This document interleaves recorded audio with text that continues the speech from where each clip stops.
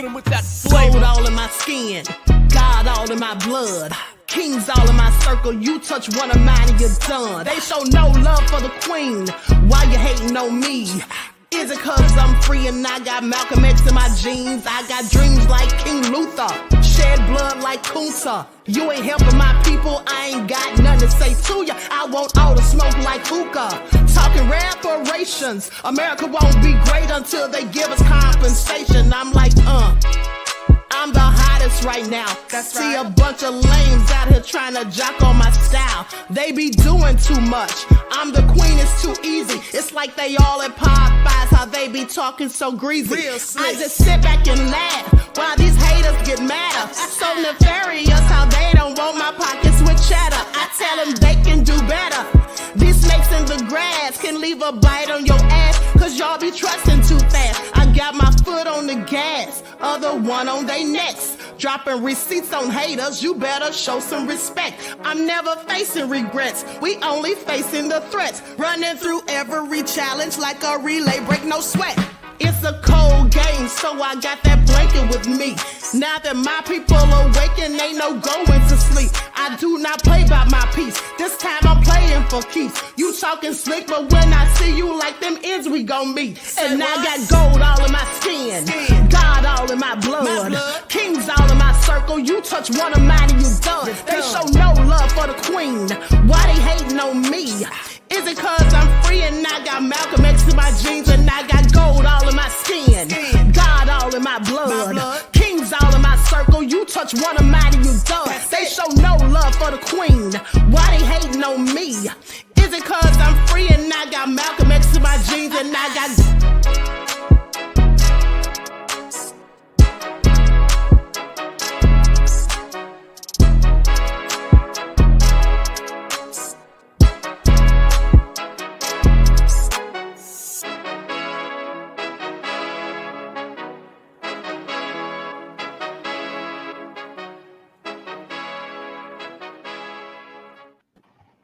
All right, so we have everybody on here. Okay, great. All right, hello everyone. Thanks for tuning back in once again to the original Queen Amadai Shakur show. I'm your host, Queen Amadai Shakur, and this is your daily vitamins. Okay, so as you're coming in, please feel free to go ahead and like and share this video. Subscribe to the channel if you haven't done so already.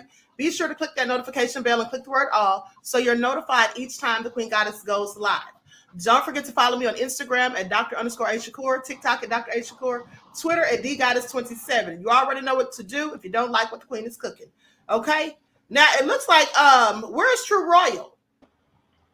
Yeah, it looks like she got dropped. That's what happened to me. I was on and it just dropped me. Okay, so she'll probably... So maybe she'll try to get back on. Okay. All right, so let's go ahead and get into it. So everybody already knows. Hold on, let me just mute myself and tell her to come back. You all can go ahead and get started. We're talking about surviving P. Diddy. Okay, we all know about the nefarious allegations that have been levied against him. And so with that all being said, we'll let Lisa go ahead and get started with her thoughts on that. Well, I never liked Diddy. I never liked Diddy. You know, even back in the day when he was first coming on the scene, you know, there were other rappers that I got into and I did enjoy, but he was just never one of them.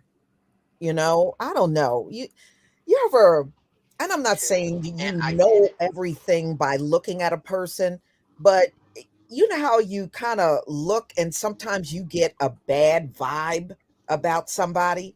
That's how it was with Diddy. Right. For me. Yeah, I agree. I never liked him in the first place. And specifically, I didn't like him when it was alleged that he had something to do with the demise of Tupac. That's one reason I didn't like him.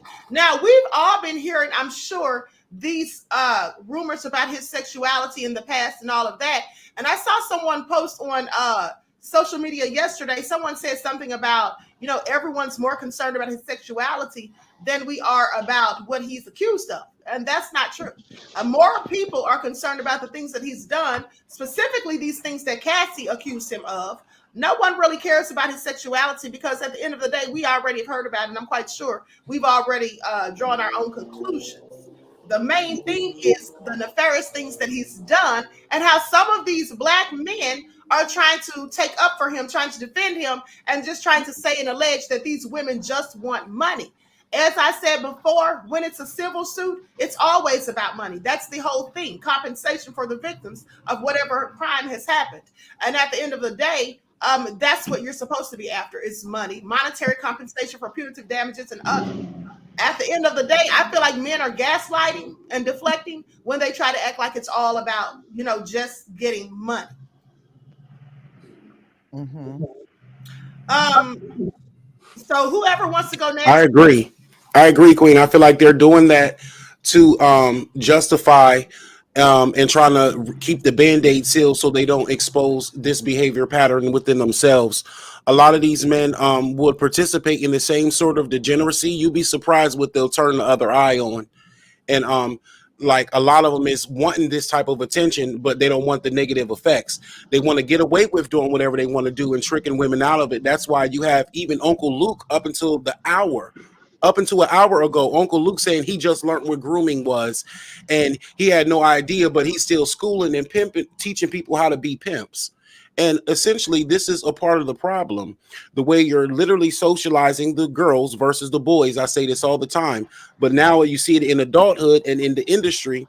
I'm not surprised that I would suspect that they're possibly predators too, and that they'll be exposed soon as well. They all know. Even 50 said that Diddy sent him some pictures of Cassie. That was 10 years ago. Right. Now, True Royal, what do you have to say, beloved? What do you think about all this? Well, first and foremost, the thing that bothers me is when our folks go to bat for these people that we absolutely do not know, like in the situation where the sister had got shot in the foot and there was a big campaign to tear her down and she actually did get shot in the foot. And it's really sad because when you're going to bat for these people, you don't know these people at all. That's right. And they can just have their little minions throw out something. They know you're gonna bite on it, and you feel like you're being a part of something. But how do you really know at the end of the day? You know what I'm saying? And yes, we do all hear rumors.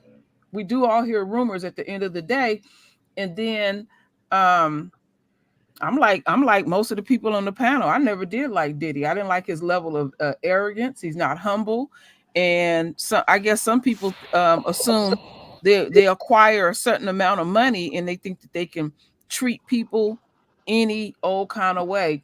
And we have seen this time and time again where, especially in our culture, they already hate you for what you received. And in highly hail, that's what I like to call it.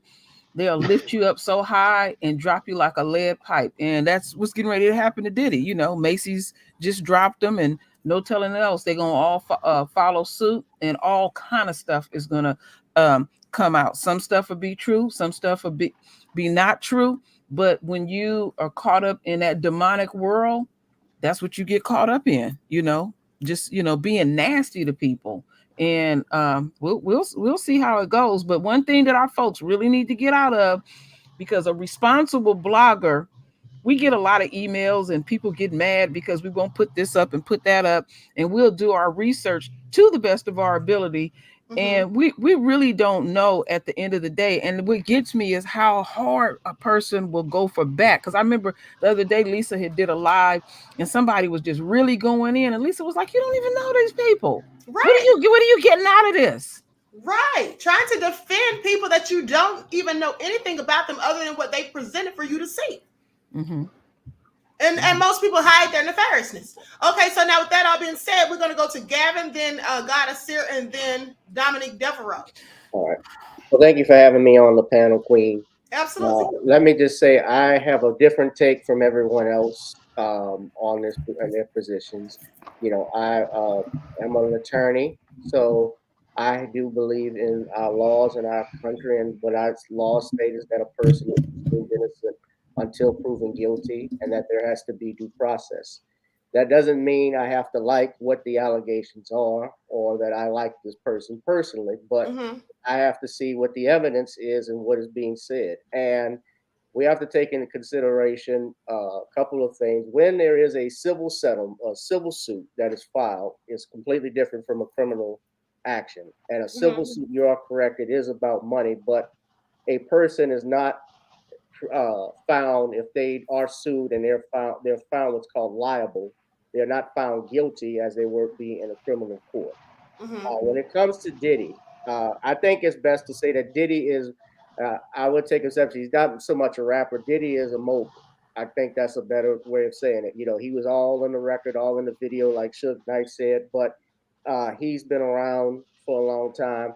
I wasn't a big fan of his per se as a kid. I do remember him a lot being off there what he did with Bad Boy.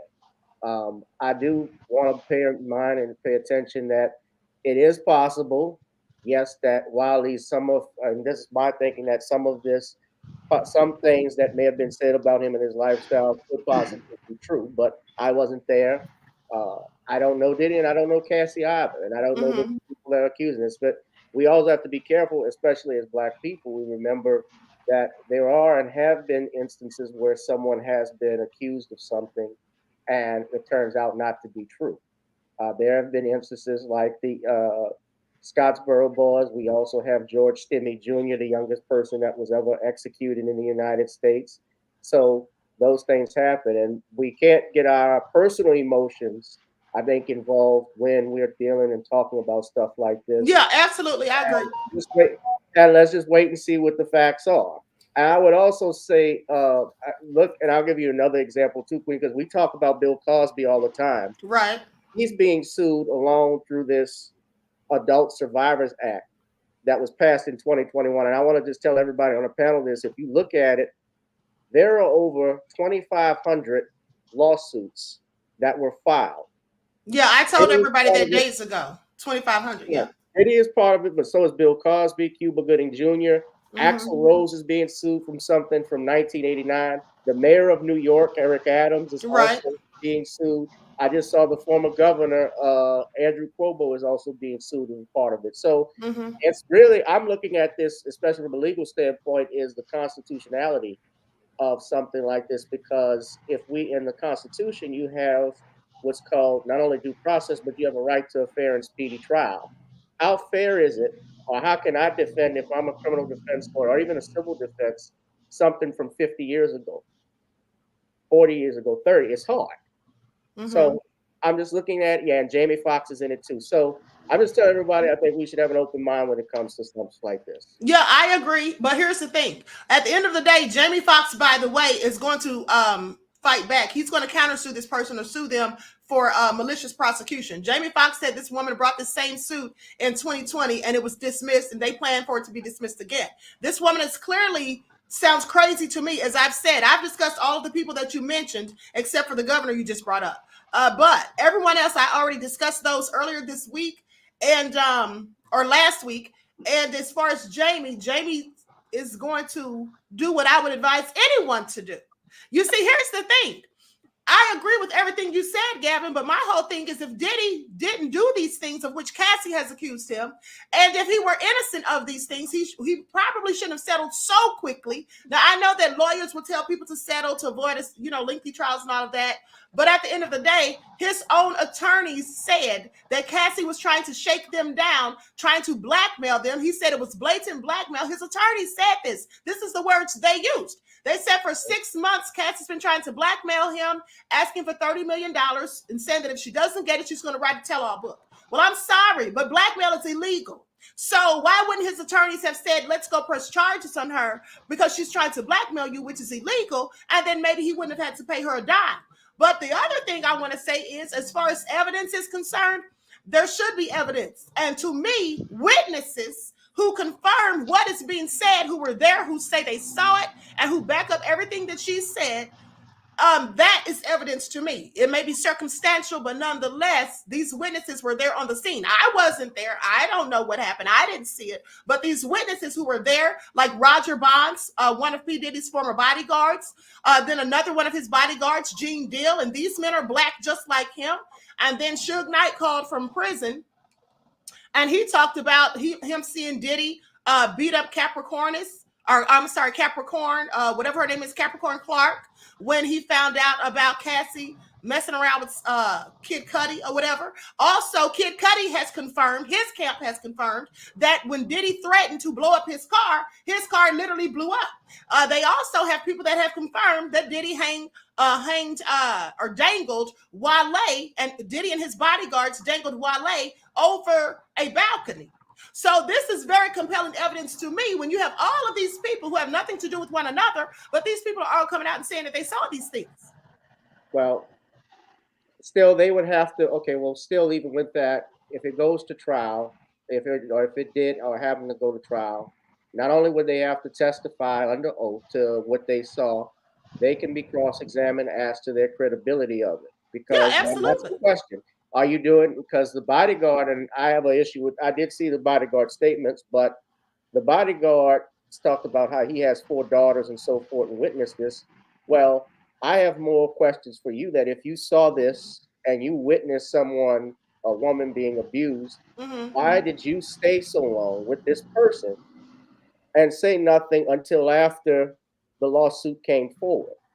Well, because he did actually. Questions that and yeah, he could have been there, but look, I've seen the same thing. No, but he did say something. That's the point. That's in the legal documents. If you read all of the 30 pages of the legal documents, he did say something. He tried to de-escalate the situation and was unable to because there was other people there that could even restrain him.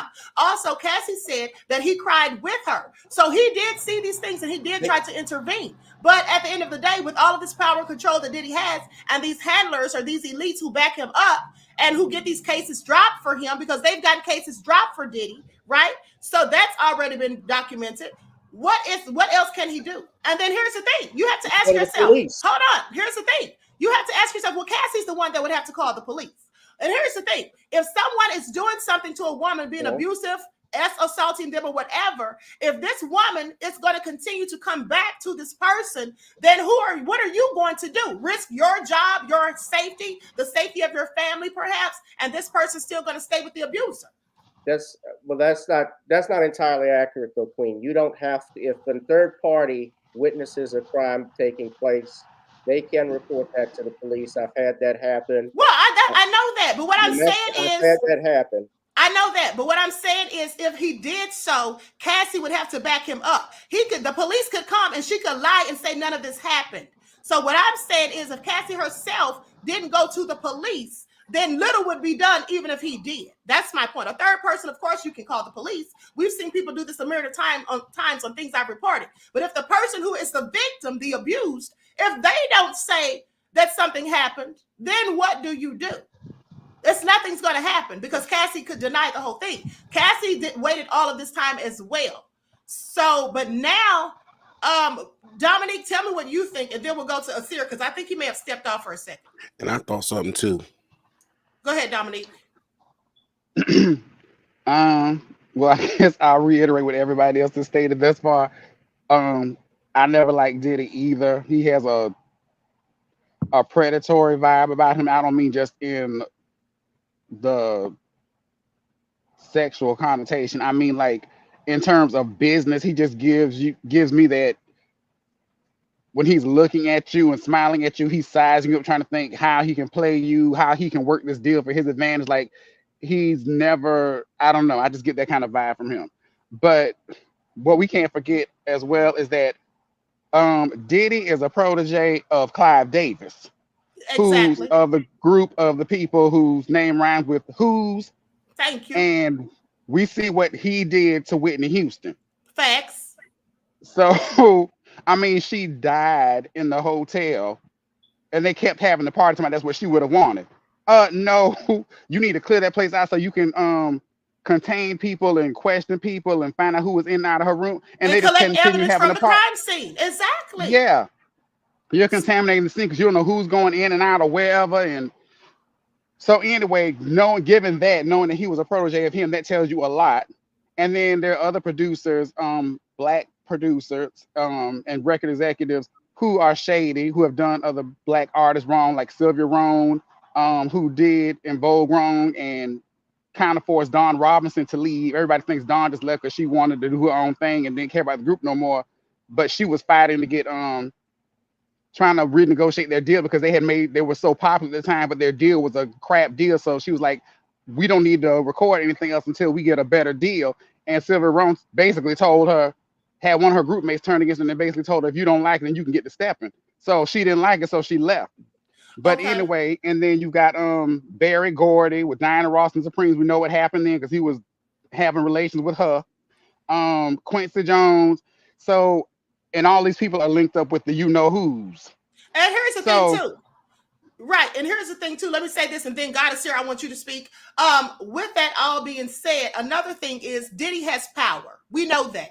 If he can say, in one day, he can say the Kid Cudi's car will be blown up. He will have it blown up for him messing with Cassie. And then the car is blown up. I'm sorry. If Kid Cudi had been in that car, he would likely have been deceased. Now, with people knowing that, are they really going to do too much against him if Cassie's not willing to even come forward because she's afraid? God is here. Go ahead.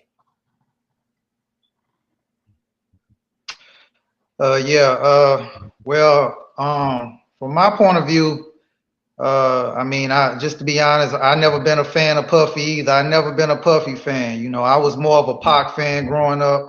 And more so, my reason for not really being more of a Puffy fan is just for what I feel like he represents. You know what I'm saying? As an artist myself, and actually knowing people that's been in the music industry, you got two sides to that industry. You know what I'm saying? And you know, you got a group of people that's kind of like more about the art, more about pushing certain messages.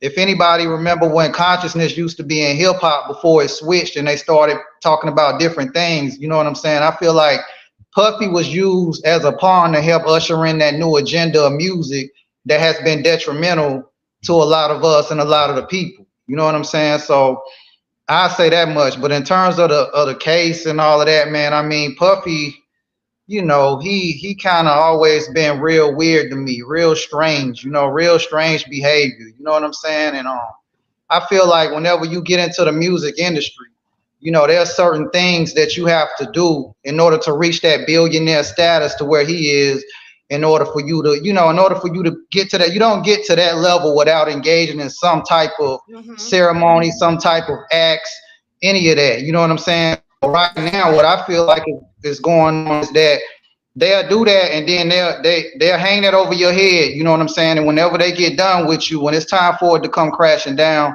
it's all coming down. You know what I'm saying? So I feel like a lot of that has more so to do with behind the scenes politics, things of that nature that's going on, that's kind of got a lot of this happening, because it's not just him, as you see now. You see others, you know, being sued. So again, man, I feel like it's just, you know, it's a circus to me. To be honest, it's just a big circus. I mean, you know, it absolutely is. It absolutely is. Okay, so Dominique, go ahead, Dominique, and then I'm gonna go back to Yusuf because he had something else to say. Go ahead. I just want to say two more things. One thing to add on what Asir said about Puffy being used to usher in the agenda. I just saw a video the other day where whoever was doing the video said that Puffy went to Clive Davis and was trying to tell him, you know, we need to open up a hip hop division to Arista Records. And Clive was really didn't want to because he didn't see the potential in it. But Puffy kept pressuring him, you know, like saying, no, I can make it work. And finally, Clive gave him a chance or whatever to to start his Bad Boy division or whatever it was back then when he first started out. And it became what it is now. So it definitely was an agenda. And yeah, it was what's the word? Intentional thing by Puffy to start this that part of the record label and to usher in the gangster rap as opposed to conscious hip hop. And also in terms of the case, and a lot of people saying, well, Cassie, why you settled instead of fighting for whatever? As you know, we talked before, and I told you I had a case before dealing with something, and I didn't have no money to now I wanted to take these people to court and drag them out and get more money than what I did. And I wanted, what was more important to me was exposing them, because they Right. were presenting themselves, this entity was presenting themselves as, you know, being do-gooders for the community, and they were everything but. So I wanted to take them to court and expose them more than I cared about money. But because I didn't have the money to drag out litigation or whatever, and plus there are statutes, like you have to file certain things within a certain period of time after the incident happens. If you wait too long, then you can't file it and stuff, and then your case is lost. So they kept dragging things out, and I was getting closer to the statute. So I had to settle, although it's not what I really wanted to do. I'm glad you brought that up. Let me say this. I'm glad you brought that up, because a legal expert by the name of Nayama Ramani, I believe, he said, he broke down why Cassie went to file this lawsuit. He said because Cassie's camp and Diddy's camp were in negotiations for months, and that at the end of the day, they knew that the deadline was coming for this Adult Survivors Act to end on November the 24th. For the act to end. So they said Cassie was pressed for time. Since they couldn't come to a negotiation agreement, Cassie was forced to file the lawsuit. And if you're forced to file a lawsuit, I'm sorry, but lawsuits can drag on for a decade. Okay. And if you don't have the money to keep fighting, and you don't have the money like that, well, it can drain you. So with that all being said, I absolutely see why Cassie settled so quickly.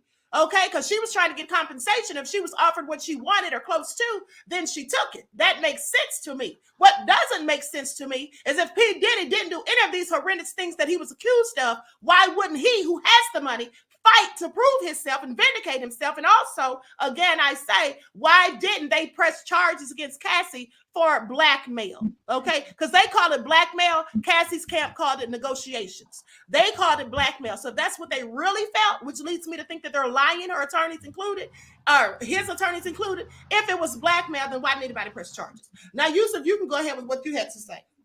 Yes, Queen. And I agree with everybody, and we all have our different perspectives. I wanted to bounce off one thing real quick that the lawyer said. I have a question for you, lawyer. Because yes, we have opinions of people, but character does matter, does it not? Character is not something that's put necessarily on trial, but Well, they have Yes, character it is. witnesses. Oh, hold on. Stop right there. Yes, it is. Yes, no, it is. Because when Queen. they test your credibility, hold on. When they test your credibility, that has everything to do with your character. Also, they call people as character witnesses. So I'm sorry, but go ahead. No, that's not entirely what I'm saying. When you're talking about character, what I'm saying, depending on what your definition of what you're trying to say with character, if the defense can introduce what's called character evidence, you don't necessarily and the prosecutors can't put necessarily stuff about a character per se, but they can put on things depending on what the rules are. So that depends. Yeah, and they can call character witnesses. Yeah, you can Right, have that's my character. point. I can call character as a defense attorney. If I'm on trial for murder, for instance, they have called character witnesses that has happened. And so if it just depends. well, let me ask you this. So if they have a person who's an inmate, who's incarcerated, and who's coming up to testify about something, doesn't it matter as to their character? Because they can get that person up there and say, well, You're and the looking at prosecution... Hold on. I'm Don't they sorry. say that the prosecutor may have offered you something? And also, don't they say that this may not be a credible witness? That has stuff to do with your character. A witness's credibility is something that is always challenged and a witness can be challenged as to their credibility. Right. Now, if you're Can I ask you talking about another question? I didn't don't want to. mix credibility. If you want to mix credibility and character or saying they're the same thing, okay. But technically and legally, we say credibility. Okay. Okay, well, that's the same thing. Yeah, I didn't want to take it too far. Yusuf, after you speak, I want to speak after you, Yusuf. Yes, Queen. I'm gonna make it quick too. It was just a simple general observation if character matters or not. And I feel like and we do know that the system is set against us, and then when we do know that and we make ourselves more vulnerable to it by not doing what we need to do as men, because I feel like there is a system, but there's also a lot of men who actually are really guilty. Are there more guilty men or are there more innocent men in our community? That is a question that we could beg to be honest about as well. But And also, because I find it like when people see someone with a younger mate and they can see that they're obviously younger, no one really bats an eye. And in the industry, when they were looking at these people, just think of the Elvises in them. They married young, and no one ever said anything and batted an eye because it was a collective degeneracy that was agreed upon. And and so when people get into law, it's based on the different passions of their experience in the community that they want to add to and change it, as opposed to going along with it so much. It's kind of like having to speak in code and things like that up here. Imagine people behind enemy lines and wanting to make a change for their people. That's a lot to have to take on. Also, last thing, victims are intimidated and afraid or feel guilty oftentimes. And so this is why they wait too long to come out. So for anybody to try to put a pressure or a time limit on a victim to come out on their level of trauma or how it affected them is simply victim blaming and putting more pressure on the victim than it's putting pressure on the predators to not do such predatory action.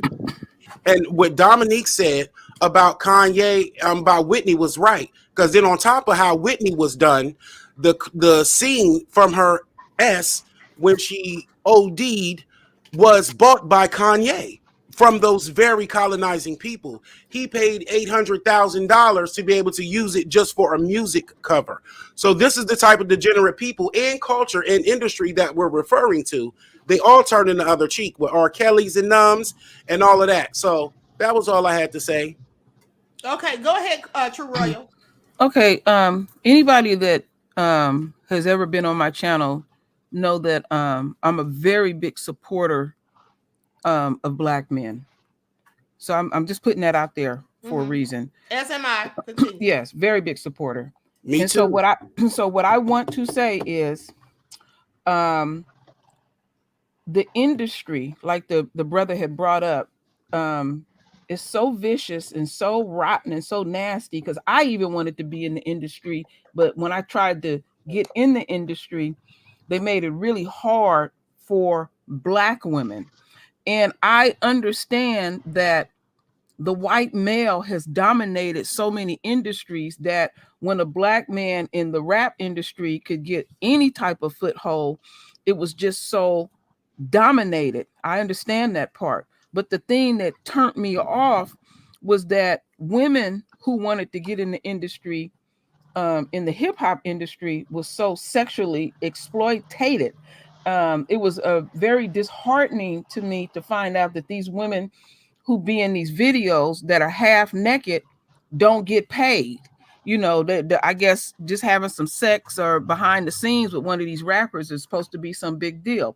Now, I do put a certain amount of responsibility on the women that they should have demanded to be paid and all these type of things like that too. So what I'm trying to say is not necessarily anybody's hands is clean in the situation, but when you take the unquote pecking order and how women are viewed, Black women are viewed in this country, we're like on the bottom of somebody's damn shoe. And then you take in different type of cultural things, poverty and all this kind of stuff like that. You get exploited. So there's a lot of ugliness that goes on. And I can remember when rap first came out.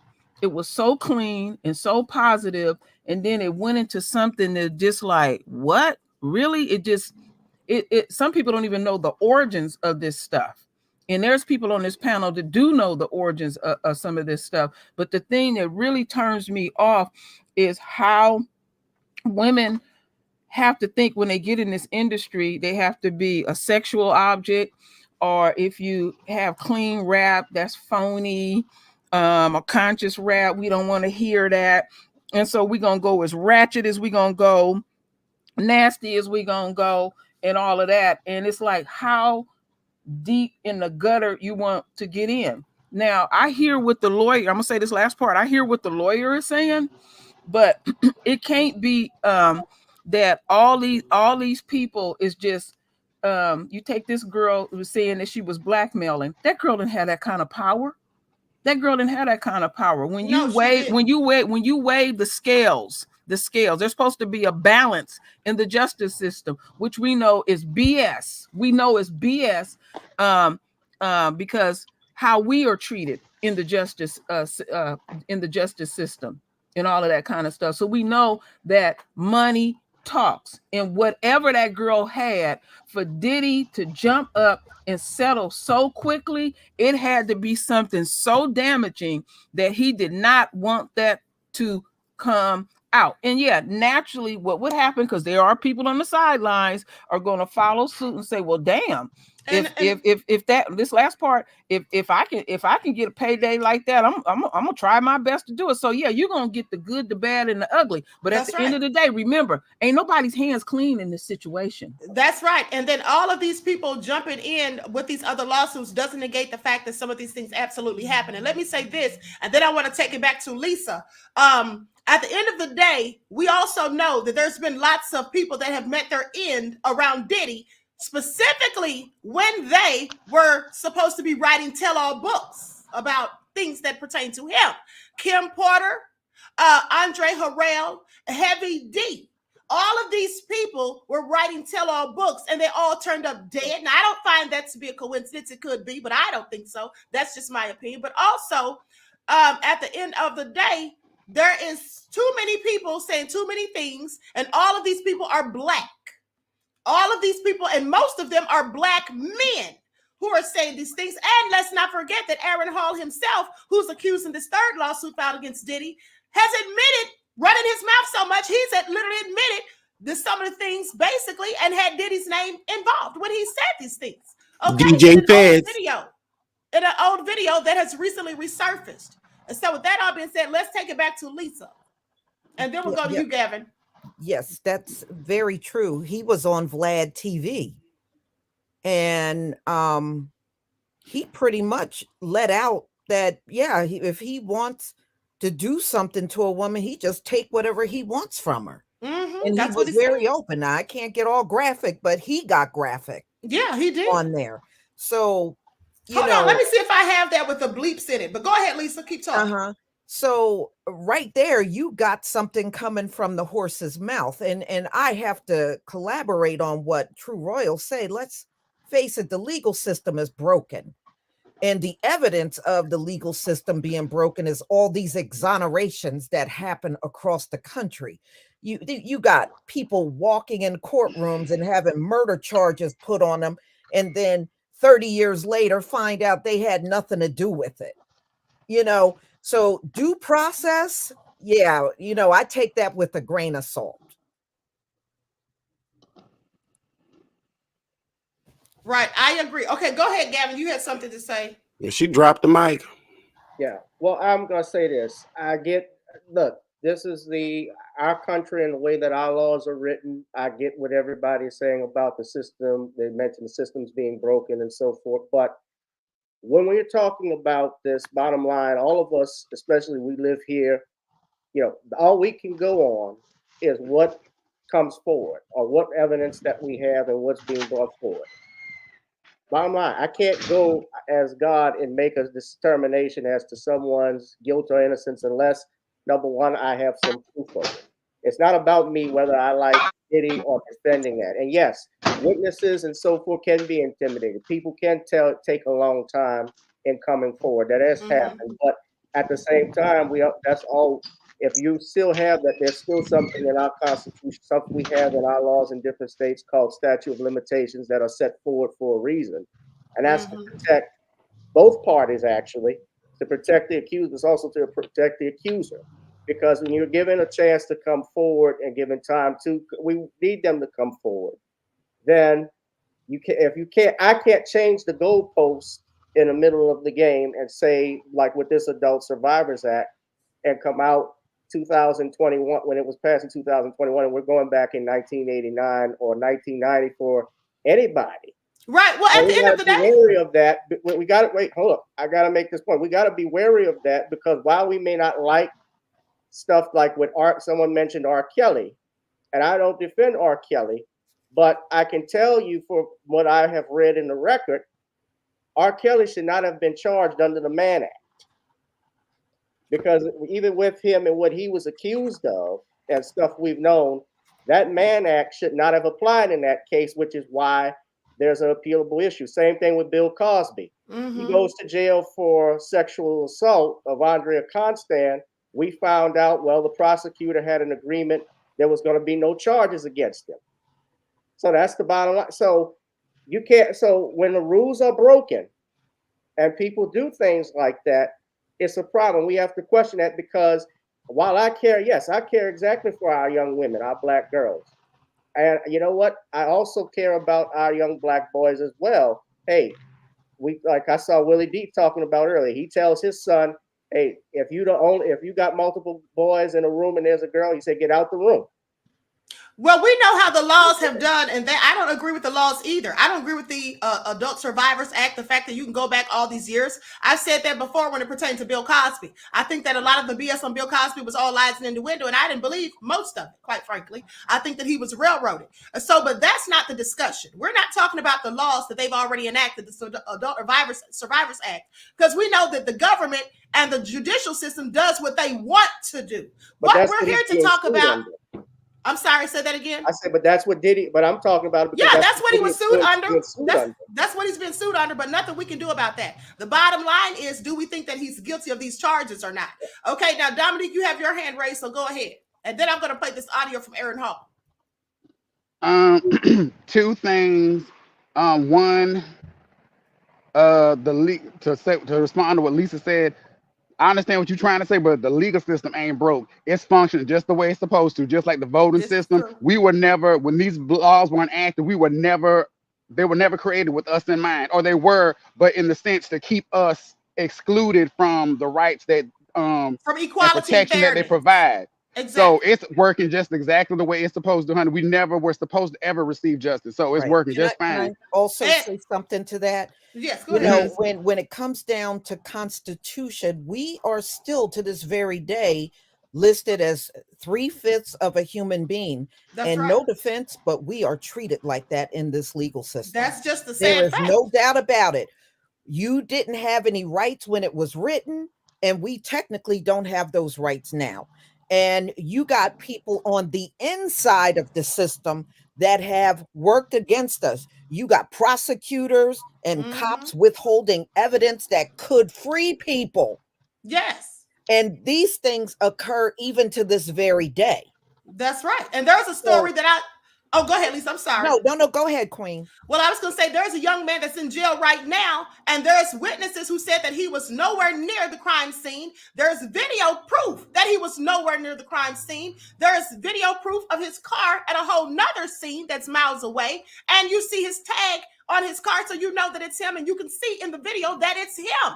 But the police said, and I believe it's in Mississippi, I can't recall, but this was like 2 weeks ago I read about this. But anyway, the police said, well, let us watch the video and we'll decide if whether or not that was him.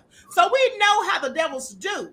We know that justice is supposed to be blind, but of course it isn't. And we know how they use it against us when it suits them. And also, if they have laws that don't benefit them, okay, that turn in our favor, well, they do change these laws. Just like the case of Brian Nichols, who shot up the courthouse here in Atlanta in Fulton County in 2005. Well, when they didn't get the death penalty for him because they wanted the death penalty, but there was not a unanimous verdict, well, they said, well, let's change it. They all of a sudden started talking about changing it so that you don't have to have a unanimous decision by the jurors. Because they were upset because it didn't go in their favor. So we know they do this. Okay, we know how that works. I'm not here to debate the law, the constitutionality of the law, because we know it's unconstitutional. We know that our people are often denied due process. I was just speaking about this yesterday when I talked about George Floyd and the devil that killed him, Derek Chauvin, when he was stabbed in prison. They said that his appeal was denied and he wanted a new trial on the basis of ineffective counsel, or he said he didn't get a fair trial or whatever. Yeah, that's what he said. He didn't get a fair trial. I said, well, George Floyd didn't get a trial at all. He never made it to the courtroom because he was executed on the side of the road. He was never given due process as we're supposed to all be afforded. So we know how the shadiness goes. But my question is, for the point of this whole discussion, is what do we think about Diddy? Now, before I move to the next person, let me just play this excerpt of Aaron Hall just talking too much clearly. From Queen. Jamie Oh, Foxx to like Denzel Washington. I like the in public. You feel me? I like for them to see how I like. You speak to Joe to see or Puffy or any of them. They've been at my house. They all see me. Aaron Hall is a name that many 90s kids remember. And like many singers, Aaron has had his fair share of controversies. Given his explosive temperament, Hall was making headlines quite often, and not in a good way. I took her. Me and Gloria's cool. I'm a boss. I ain't gonna argue with you about no and you umbilical cord. Despite his musical talents, Aaron is most known as the R. Kelly #2, if you know what I mean. His name frequently found itself entangled in discussions surrounding high-profile scandalous affairs, overshadowing his musical prowess with the shadows of controversy. I was actually in the studio when he recorded that. We just started dating. I swear to God, I was 16. In his latest interview, the I Miss You singer recounted his cringy endeavors, inadvertently revealing his true association with Puff Daddy. Let's delve into the chilling intricacies of Aaron's career that will unveil some truly disturbing secrets of the entertainment industry. The Caribbean-American singer Aaron Hall has become the center of attention following his explosive interview with DJ Vlad. During the session, Aaron seized the opportunity to boast about his prowess in the bedroom, boldly asserting that there was no B who didn't desire to engage in intimate encounters with him. A whole lot of girls out there with the umbilical cords, them young 1970s, 1980s. You know what I mean? They try to go up there with the, with the fresh out the shit. Now, with that all being said, here's the thing. The people that he names that are in these rooms with him when he's having these encounters, okay, and they've watched him have intimate relations with these women. Well, he clearly said Diddy. And so that just to me, and I want you all to pay attention, confirms what one of the women said, that it was Diddy and Aaron Hall who had her at Aaron Hall's apartment. Aaron Hall has already admitted that Diddy's been to his house. He's one of the people and seen him doing these things. So she says in this third allegation against him that her and her friend met Diddy and Aaron Hall. They were invited back to Aaron Hall's apartment, and there they both took turns graping her and her friend. So I'm sorry, Aaron Hall just pretty much corroborated what that woman said. So let's talk about facts and evidence. Now, who wants to go next? Go ahead, Yusuf. You see Aaron's attitude, Aaron's speech, Aaron's mindset. This is a part of the problem right here that nobody addresses. Oh yeah, it was on Dom. It was on Dom. He had something to say from the last time. Go ahead, fam. Oh, okay. Oh no, go ahead. You finish. Well, that was pretty much it. This is the part of the problem. That attitude, they all aspire to be sexual degenerates or to have that level of proclivity. They all aspire to that. So that's a part of the problem, the way we're socializing as men. Okay, now go ahead, Dominique. I just wanted to add that I know in terms of Gavin being a lawyer, I know in court things go different. You can't go off of what you feel. An opinion is based off of what you can prove. But in terms of the character of a person, for people who are standing up and trying to defend Diddy, all I need to know, I don't need to have no law degree or nothing. All I need are my two eyes, because I grew up in the 90s, as most of the people on this panel did, or before that time, and I've seen. You got to go off of the common denominator.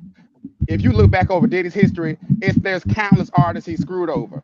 So if all the artists are different and the only person that's the same in each one of those situations is Diddy, then that means he's the common denominator. If he'll screw somebody over the way he's done his artists in business, I mean, it's no leap to say he'll screw somebody over personally in terms of personal relationships or friendships or whatever. And Queen, also, I wanted to remind you, remember you had said that when we were talking earlier that about how Diddy had just started, not right before this allegation came out with Cassie, he had started giving back his old artists their masters or something. Beloved. Hold that thought. Somebody is touching their microphone or something, and it's making a noise. Somebody's microphone or something sounds like a heartbeat. Yeah, who is that? Ultrasound. Everyone who's not speaking, please mute yourself when you're not speaking, so we don't have that problem. Okay, go ahead, Dominique. Yeah, I was just wanted to say that and to remind you to remember to tell everybody. Remember how before Cassie brought up her allegations, how you were saying that Diddy had just started giving back his I don't know if it was his masters or the rights to all his old artists before when. Yeah.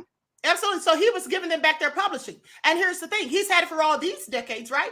And so now he was all of a sudden trying to give it back, but he was only going to give it back under the pretext that they signed non-disclosure agreements. And I said to you all when I first reported on that he knew that Cassie was coming with this lawsuit. How did he know? Because they both said, his attorneys and hers, that they were having this conversation for 6 months. So he knew that this was coming.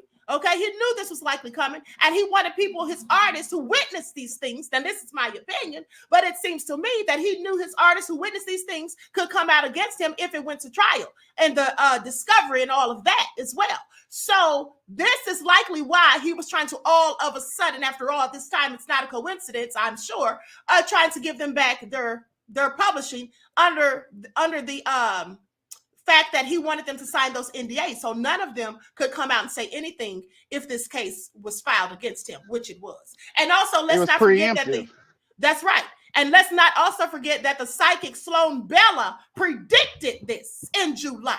She said that she was channeling Kim Porter, and she said that Kim Porter died November the 15th of 2018, but that she was seeing that in November of 2023, around that same time, that Diddy was going to be exposed, not just about him having something to allegedly do with Kim Porter's demise, but also about some other things. And also she said that 3 of his main people, his close men, or the men that are closest to him, his right-hand men, they would go down as well.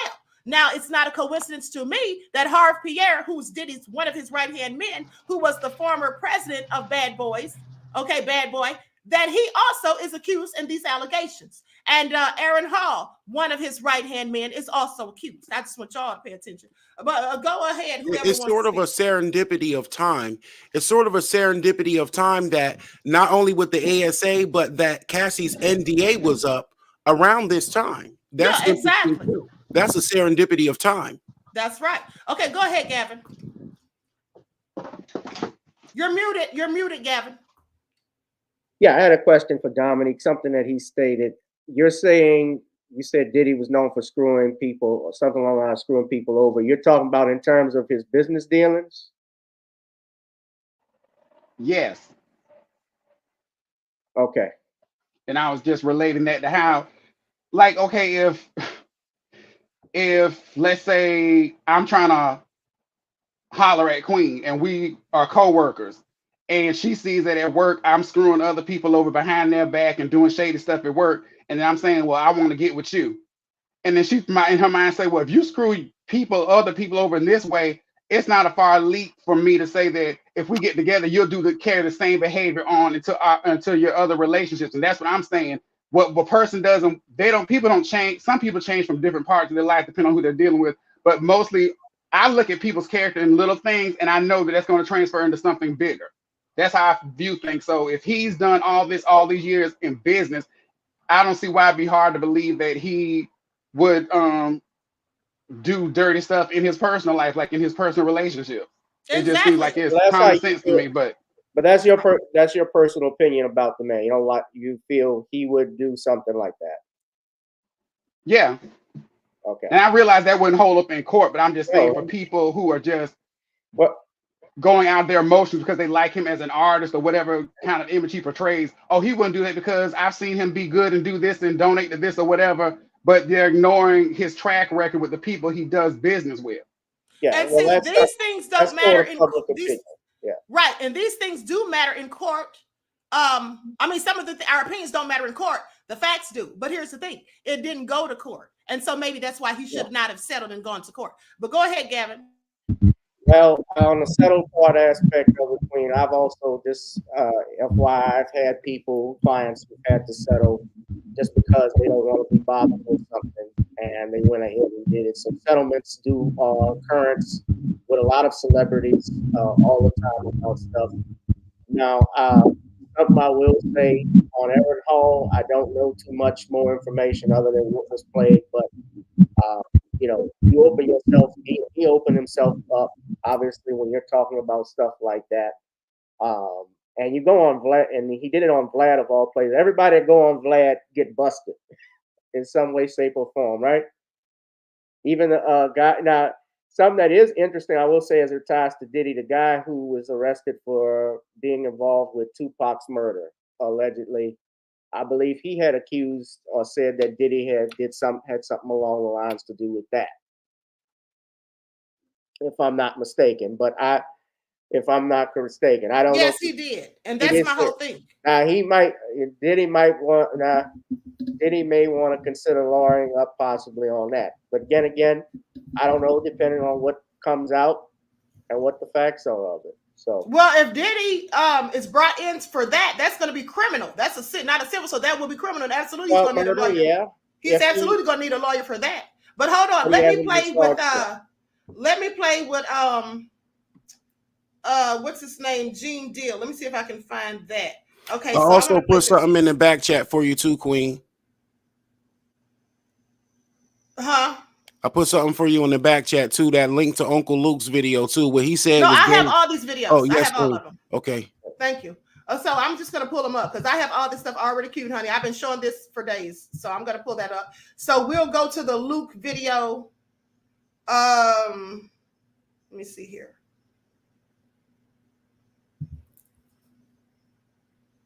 I'm trying to make sure I pull up the right one. I think this is it right here. Okay, so what I did was I took the audio and I just made a little video real quick just to because I don't want to use, Vlad's thing or whatever, his video. So this is Luke and Aaron Hall. Aaron Hall's talking first. You all already heard that, but then Luke gives his 2 cents. Whole lot of there from Jamie Foxx to like Denzel Washington. I like the in public, you feel me? I like for them to see how I like. You speak to Jodeci or Puffy or any of them.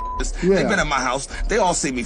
Aaron Hall is a name that many 90s kids remember, and like many singers, Aaron has had his fair share of controversies. Given his explosive temperament, Hall was making headlines quite often, and not in a good way. I took her! Me and Gloria's cool. I'm a boss. I ain't gonna argue with you about no shit, and you umbilical cord.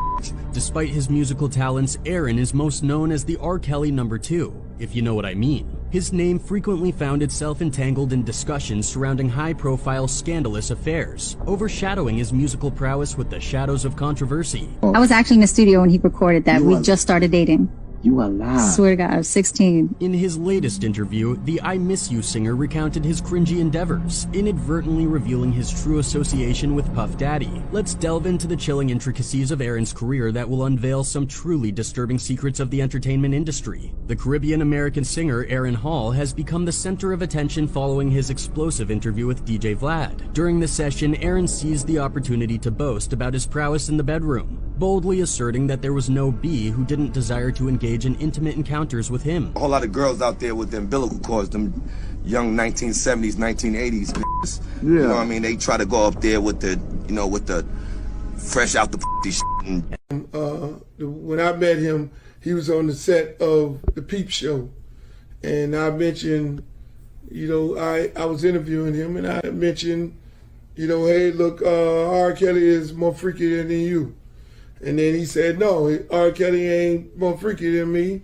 And he began to eat a girl's ass on the camera. So if he wants to deny that, there's plenty footage of that as well.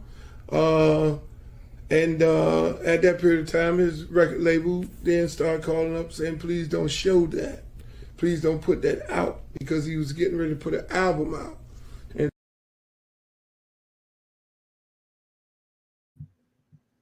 This is Aaron Hall's lyrics.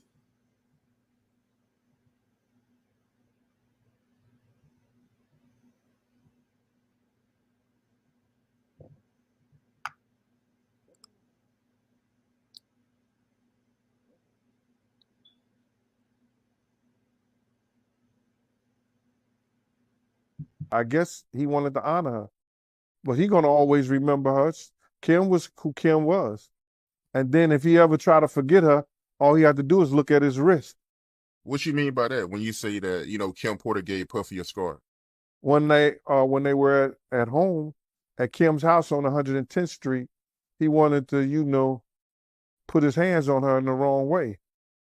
And Kim took one of those corkscrews and ripped his wrist up and hit an artery. And when she did that, he had to rush over to St. Luke's Hospital.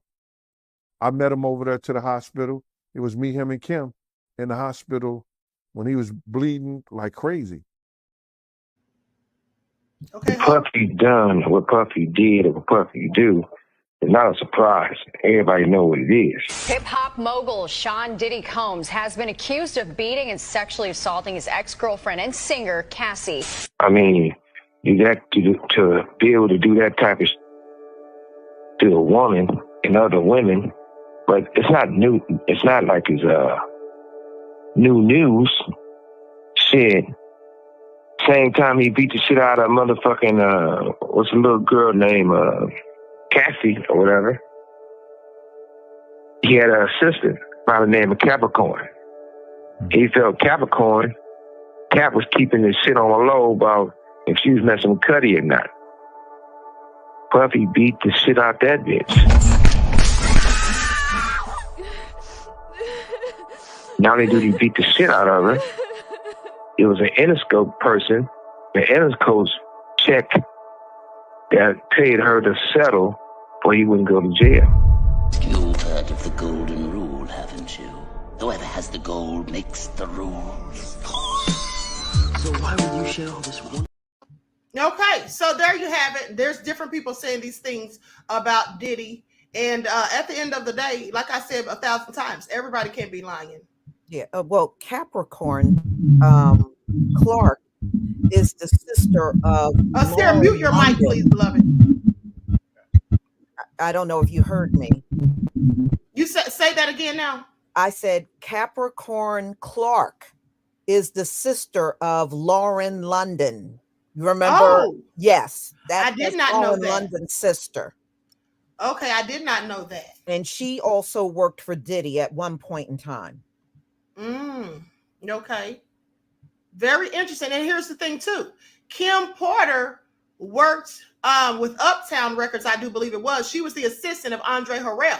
And so when she was writing her book, she came out and said that she knew a whole lot of things that went on because she was there all this time working as Andre Harrell's assistant.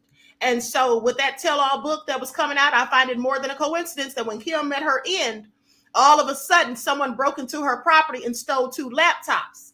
Now, the book was recently, some excerpts from the book were supposedly leaked the other day and had some very explosive things about Diddy. If you all remember that I told you what it said, it basically said that Diddy allegedly gave Usher an STD. You may also remember that a few years ago, some women accused Usher of giving them an STD. I don't know if that's connected. I'm just telling you what the reports have said.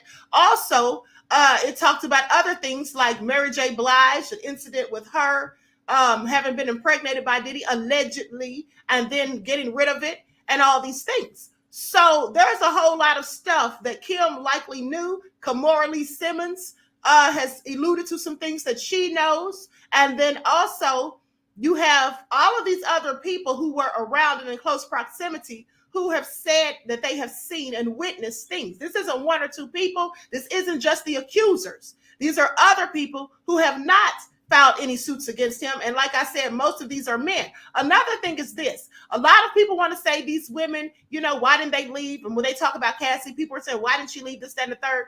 Well, at the end of the day, if people are turned up dead around somebody and then somebody's car is said to be blowing up and then it's blown up, I'm sorry, but surely she was afraid. And then when they say in the court filings, and other people have confirmed it, that when Cassie tried to leave Diddy, he would send his goons to go and get her and bring her right back.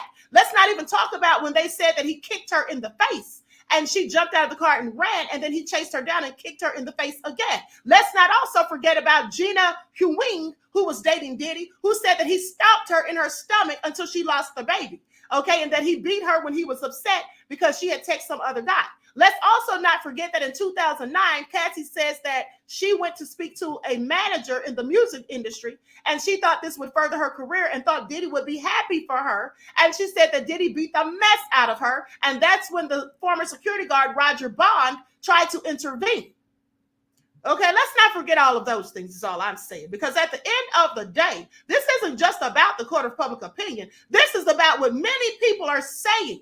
If all of these people are saying basically the same type of things, even his other artists have come out and said how he screwed them over. We already know how he did Shine and Shine has finally forgiven him or whatever, but we already know how he let Shine take the fall. We also know that back years ago when he was in the car with J-Lo and he had that gun, didn't he try to hide it under J-Lo's seat? And then didn't Cassie also say, which sounds similar to what J-Lo went through, allegedly, but didn't Cassie also say that when he was supposed to try to bum rush or ambush Suge Knight and he had a weapon with him, that he gave her the weapon and told her to keep it in her purse? So he's putting these women in a predicament to where they can be, you know, if anything had happened, they could have had charges on them as well.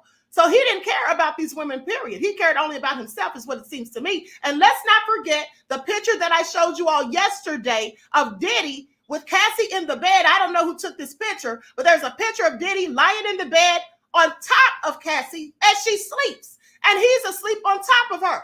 Now, this looks to me, this doesn't look like love and intimacy. This looks like someone who's trying to guard her. This seems to me like Cassie was a slave. Let's not forget that one of her bodyguard or his former bodyguards also said and confirmed the human trafficking that Cassie accused him of, because Cassie says that he was making her have relations with these male prostitutes, okay, that he was making her look them up online and find black men with BBCs. And then one of the former bodyguards confirmed this.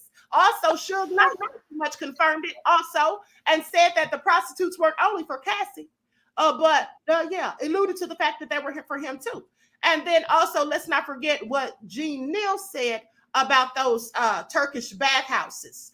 So I'm just saying all of these people, now we could say that some of these people may have had grievances and that's why they're saying these things. But if all of these, every last one of these people, an artist, former artists are saying these things, well, and they all have grievances. And if they do all have grievances, well, I'd like to wonder why.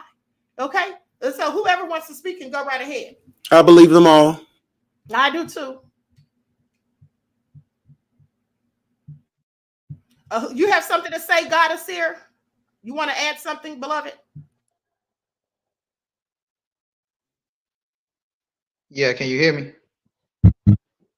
Yeah. I mean, all I really wanted to say was when we talking about the justice system and talking about court, I feel like, you know, when you're talking about somebody like Diddy, when it comes to court, when you're dealing with that type of status and the type of the players that's involved with that type of situation, their court situation is going to be different from the average person. You know what I'm saying? Because I feel like, I mean, a lot of things been going on with Puffy for a long time. It's just that he had a lot of powerful people behind him in order to clean up the mess. So I feel like even though all of these things been going on throughout the years, you know, I don't feel like it can't all be lies. I mean, it's been documented cases of certain situations that's done taken place with him.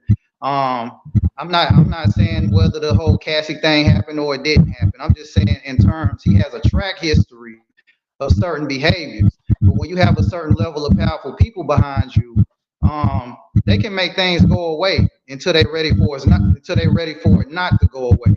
So I don't know what he did to piss certain people off. I don't know what's going on now, but apparently he already knew that this was coming, which is why he started giving the artists back to publishing. He hurried up and paid Cassie because he knew what was coming right behind that. So yeah, apparently it's time for it to come crumbling down. I feel like he pretty much done pissed the wrong people off. He's no longer under that protection umbrella that he once was. So we'll see. Yeah, I absolutely agree. I think that those people are likely not so concerned with protecting him at this point because he seems to have gotten sloppy, because he seems to have done what I would consider to be too much. Because previously, they have said that they have paid people off to keep them from pressing charges. And let's not forget the same thing with Aaron Hall. Aaron Hall was accused in 1996 of raping a woman, okay? They say that this woman was paid off to keep, from escalating, okay? And also, he was also charged with domestic assault or violence in 1996 with one of his exes. And then he was only given, I want to say 10 months of probation. But at one point, he did spend some time in Rikers because he didn't keep the terms of the agreement of the probation, which he was supposed to get anger management and things like that. which he didn't do. And so he spent some time at Rikers. So here's the thing, too, to ask yourselves. At the end of the day, Aaron Hall says that Diddy and other people that he named were there present when he was having some of these encounters. Now, also, some of these same people, specifically Diddy, is who I'm talking to. Now, you have to ask yourself, did they know that he was messing around with Gloria Velez when she was only 16 and he was 30? Because we already know what that is. That's pedo type behavior. So if they knew this and they still were friends with him and they still came around him when he was having these relations with these women, then you have to ask yourself, what type of people do that besides the kind that are predators themselves? Because anyone else, in my opinion, would have been utterly disgusted and wouldn't have wanted anything to do with him. That's all I'm saying. Now, anyone else who has something to say, please feel free. I'm going to mute my mic. Too. Go ahead. Go ahead, Dominique, and then Yusuf. Okay. I say this all the time on Twitter. I say, I'm gonna keep saying it to the end of the world. My people perish for lack of knowledge. I'm not gonna take this all the way in the spiritual realm and get into what the real significance of all this stuff does, but to prove a point until people start realizing this is a culture of what goes on in this music industry.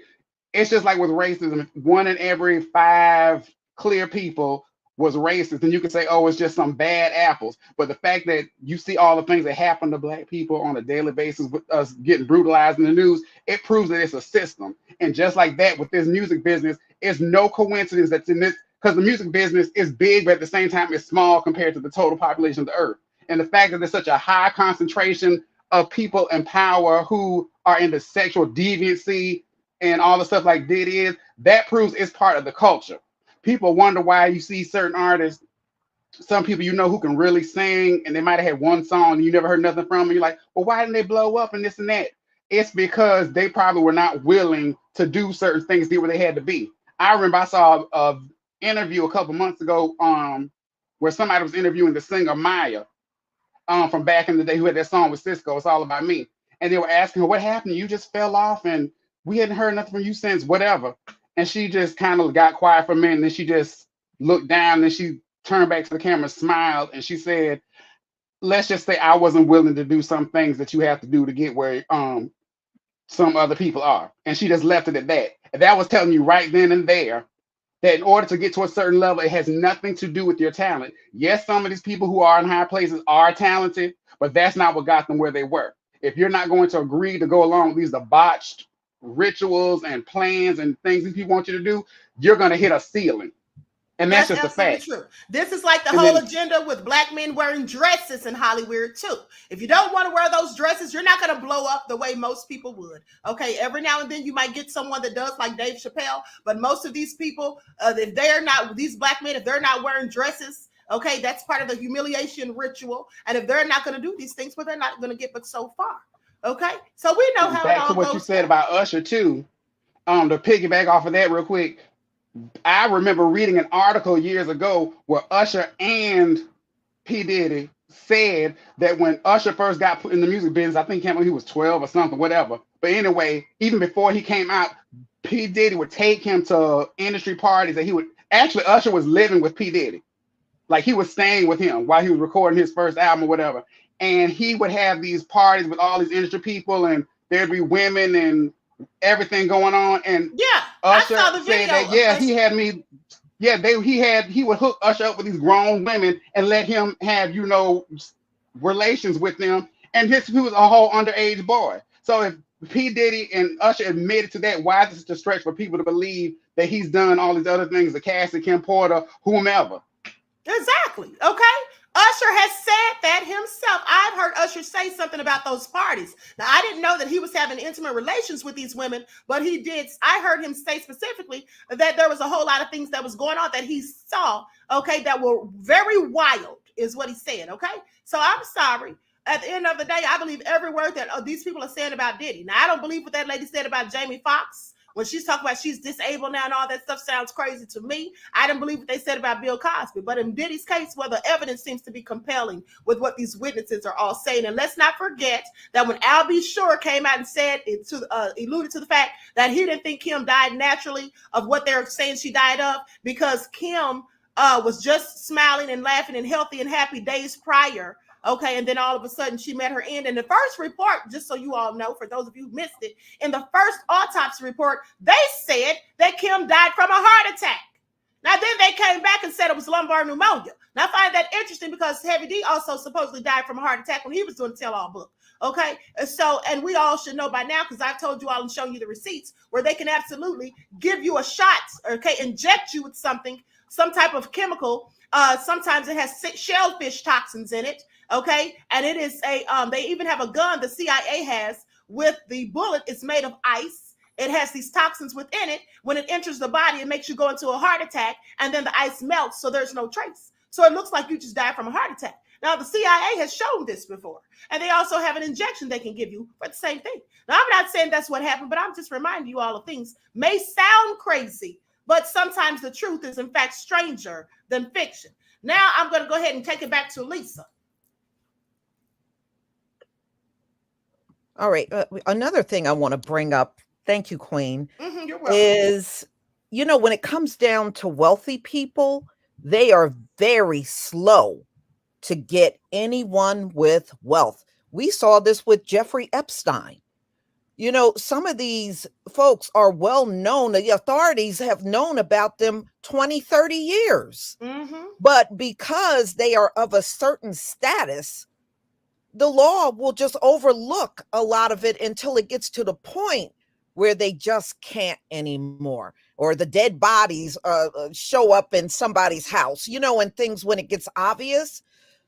But other than that, they'll just sit back and a lot of times they'll watch these rich guys do this stuff and they won't do nothing. They won't do a thing. That's right, because Lisa, here's my question. With Jeffrey Epstein having been convicted and Ghislaine Maxwell having been convicted of them trafficking minors, well, they surely had clients. None of those clients have ever been prosecuted. No one seems to be even investigating them. Now, we do know that it was reported that Jeffrey Epstein gave a list of like 100 names to a judge or whatever, turned that in, and they said the judge sealed it. And I believe that's why he turned up dead in his cell, because according to the Sixth Amendment, you have a right to confront your accusers. And so if he's not here to point the finger, then who are they going to confront? So those names have never come out, been released, and there doesn't seem to be any investigation like it was with Heidi Fleiss. Because remember years ago when Heidi Fleiss was supposed to be a madam and had all these Hollywood people that were dealing with her, prostitutes and all of that stuff? Well, they went looking for those people and they found some of them. Now, I find it interesting. Nobody said anything about these people that were on Jeffrey Epstein's list. Exactly. You know, so, I mean, it's easy for us to sit back and say, oh, well, you should go to the cops. But you're talking about somebody that is really super powerful. And these folks don't just stop with the cops. They go and pay off politicians, judges, anybody where they know they can be Teflon John out here. And Diddy has been getting away with this. Look, I heard about Diddy laying hands on Kim Porter probably like around late 90s, early 2000s. I heard about it way back then. You know, you hear these rumors and you don't know whether it's true or not, but I certainly heard it floated out there over 20 years ago.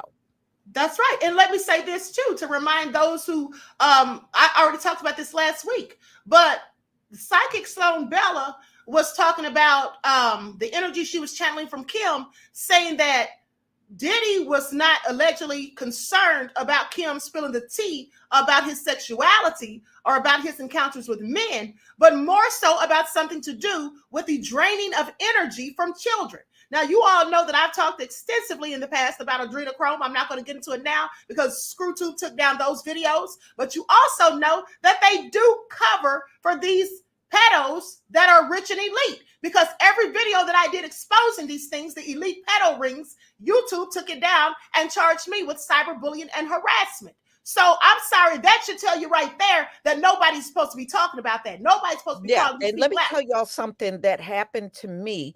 And I told Queen Ahmadiyya and True Royal this. Back when Michael Bloomberg was running for president, I did a couple of videos and I dragged him because of stop and frisk and, you know, all the racism when he was the mayor. right? Do you know someone from Michael Bloomberg's camp contacted me? My number is not published. Exactly. All right. For anybody to just grab it and just pick up a phone and call me. But they sent me a text message saying, who are you? Who do you work for? We want to talk to you. And it was somebody from Michael Bloomberg's camp that got a hold of my personal cell phone number and sent a text message to me. And it didn't just happen to me. It also happened, I believe, to Philip Scott. He also did videos on Michael Bloomberg. Same thing happened to him. So yes, these rich people, if they want to get to you, they got all kinds of ways to getting to you. I'm a witness to that. It actually happened to me. Exactly. So with that all being said, also, Lisa, I'm sorry. Also, Lisa, do you remember around that time when they started labeling us BIE? They were saying something about that as well. They said, dang, I don't know why my mind just slipped me because I'm sipping over here, but I promise you, Black I just identity had a memory. extremist. You're talking about Black identity Yeah, extremist. and but it was something about what Lisa just said because some of that tied into it. The way that it was being orchestrated, it was all backwards to take the energy off of that, the truth that we were bringing to the table, and it was also about what Dee said. You know, I feel like we do need to acknowledge the other people who were complicit, and for lack of better terms, I hate to just say the wives and the mothers as well, but you know, the people who enabled these predators for all these years and who would sell their young off, people traffic people, people traffic people, and we need to really keep that in mind, and that it's really sad, and many careers were lost for not going along with it. And I wanted to bring up also, remember Lil Wayne and Birdman and what he said that he went through when he was young in the conditioning with Boosie, said what he did with his niece, with his sons and his nephews, all this stuff. This is what they call themselves having rites of passage into manhood instead of complaining about getting caught for your degeneracy. And even back to Birdman, they're gonna be looking at all these people, because even just BG got out of jail. He's not a young whippersnapper, but he was involved in all of this stuff too. So everybody where you go, and then they keep going over there to DJ Feds and respecting those platforms more than they do with Black media platforms and outlets. Y'all don't get me started. And then Suge Knight, that video was a mess. And did you hear Aaron Hall talking about umbilical cords and smelling like fresh pee and all of that? You're talking about babies. That's exactly what he's they're talking doing. about. That's exactly what he's saying. They're going down. And just because we don't have a system of our own to neutralize the threats inside and outside of our community, let the Martians have them. And here's the thing too. At the end of the day, some of our people absolutely don't want to call out our own, no matter what they do. Well, I'm calling you out. I don't care what race or ethnic group you belong to. If you're doing some BS that I think is detrimental, I'm going to call you out. It doesn't matter if you're Black. And then I saw some people trying to paint the narrative foolishly, and it was Black men trying to act as though this is an agenda to take down the Black men. Well, I find that interesting because that doesn't negate the fact that these things can be true. And also, there's white men that have been brought down in these things as well that have been called out in these lawsuits. Jimmy Iovine as well as Axl Rose, and they're both and white. they're their best buddies. Exactly. Okay, so I find it all very interesting. Now, Queen Amada, I'm glad that you had mentioned what you just mentioned. It was making me think about when all that stuff had happened with Brother Polite and how it was so painful to listen to how people were attacking this child, and the child and the mother, and I call it re-raping the victim. And that is something that's really bad in our culture, where when we hear one of us are doing wrongdoing, we want to turn around and say, well, this happened or that happened. And it's like, how do y'all know this happened? And why you're not supporting this child? This is a child. She don't have any power. And it was really disappointing because I'm not going to mention her name, but somebody really big out in YouTube, a woman even attacked this child. And then when people were defending the child, then they said, well, then the mother has something to do with it. And then once it's all played out, now he's locked up. We already know the way the foundation of the system, we didn't lay that foundation. So Polite got locked up because of the evidence. There was plenty DNA evidence of what he did to this child and everything. And then the other part I want to add is that at the end of the day, what we're talking about is Diddy and what different celebrities are doing. This is horrible. The thing that I see that's so sad, because I'm a person who wanted to be in the industry, that we'll never have a good foothold in the industry, because what it ended up happening is Diddy eventually will probably transfer a lot of his stuff over to one of these, I call them the enemy supporters, that don't look like us at all, and stuff. And we don't have a foundation in the industry. We're being pimped out and used. And then they select a few that look like you and I, that give you the illusion to think that they really have control of the industry, but they don't have control of the industry at all. It was just like R. Kelly. It was when he was putting out hits for everybody, they knew what he was out there was what he was doing, and they got what they got from him, and he's dead meat now. You know, nobody don't want to have nothing to do with it. And you see the same repetitive thing going on over and over and over. And a lot of really good artists have walked away from the industry because they want to do clean, good quality music. But you got all this other ish that's involved. It just turns you off. To make you don't even want to be involved in it, because it's like, why all this other stuff is involved in all of this stuff like this. It's you know, they exploit people and on so many different levels. And then, like I said, at the end of the day, the enemy is going to take control of everything, because they laid the foundation, and some few thought that they had some type of control, looking at the numbers in their bank account and all that, and they're gonna find out real quick they didn't have no control of nothing. They will sell your tail out so quick it's not even funny. Absolutely. So that's all I have to say at this point. And let me just sorry. Oh, well, let me just say this about the R. Kelly thing. At the end of the day, they didn't say anything about R. Kelly, in my opinion. I find it interesting that they didn't say, and I've said this before, they didn't really go in on R. Kelly until Harvey Weinstein was being brought down. And I think that they purposely did that for an agenda to make a black male the face of this type of debauchery. Because at the end of the day, people had known for decades what R. Kelly was doing. And that video came out back in 94, 95, somewhere around there. That video with him, you know, that whole thing with the 14-year-old girl. So we already know about that. And my thing is, nothing happened to him back then, really, significantly.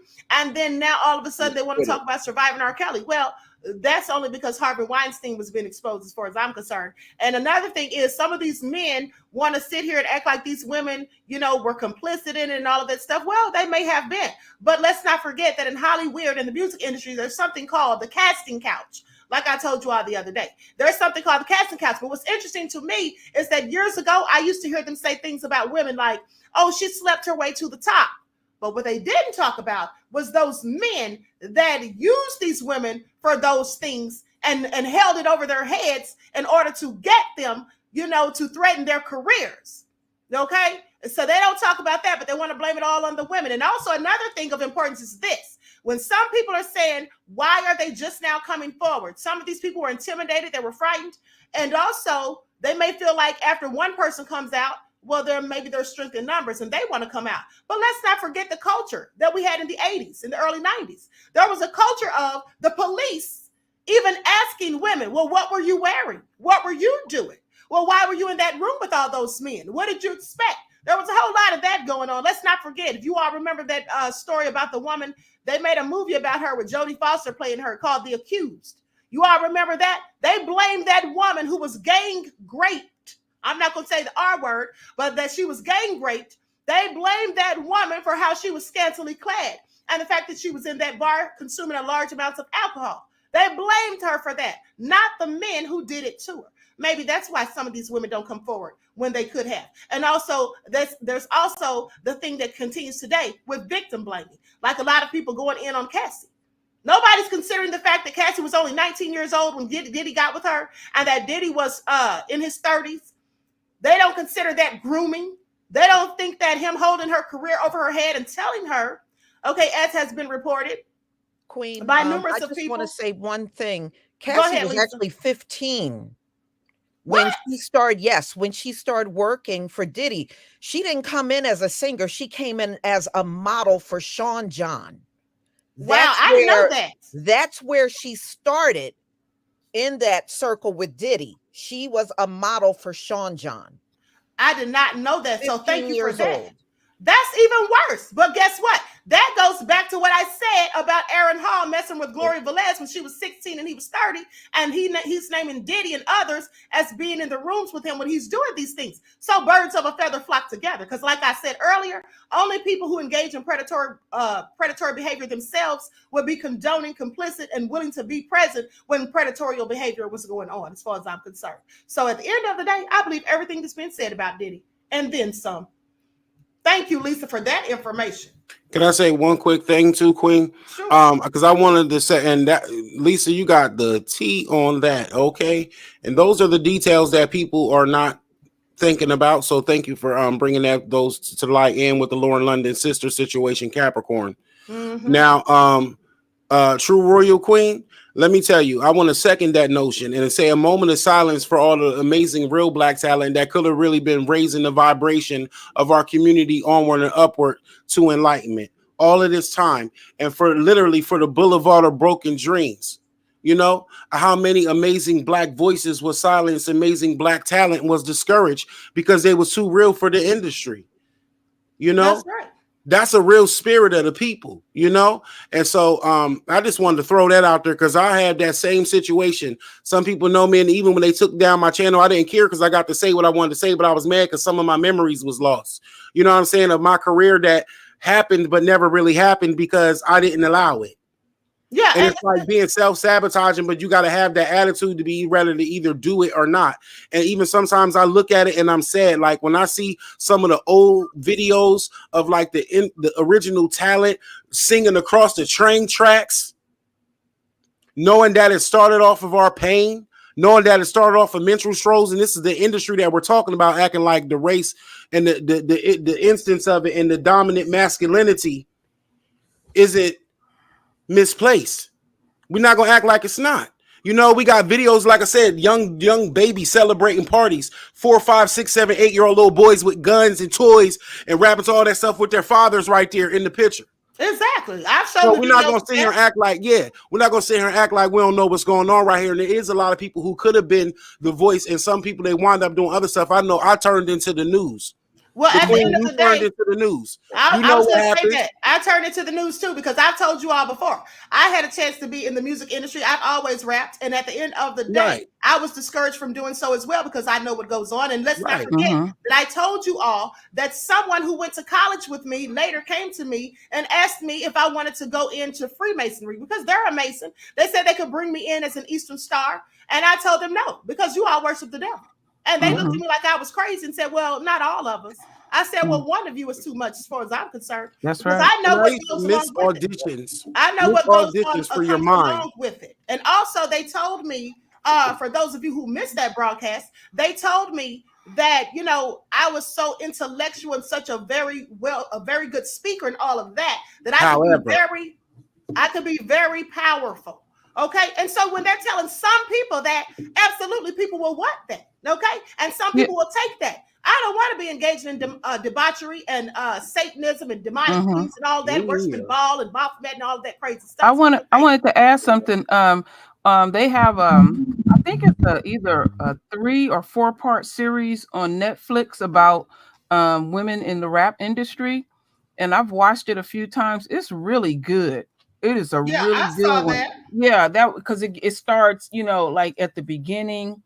And I remember when all that stuff was going on because I was in junior high school, and then it brings it all the way to present day. How the women are literally selling their Right, bodies yeah. and all that kind of stuff. But it did start out with the conscious rap Well, and this everything. also this also started, not to cut you off, this also started back during slavery. They've always subjugated and over sexualized the Black woman, and that's just something that they've chosen to carry this over to make these negative images and stereotypes, like you see Sexy Red, Sukihana, and those type of people. So with that all being said, these people, a lot of them are willing to do whatever, anything and everything to make the money and to obtain the power and status that they want.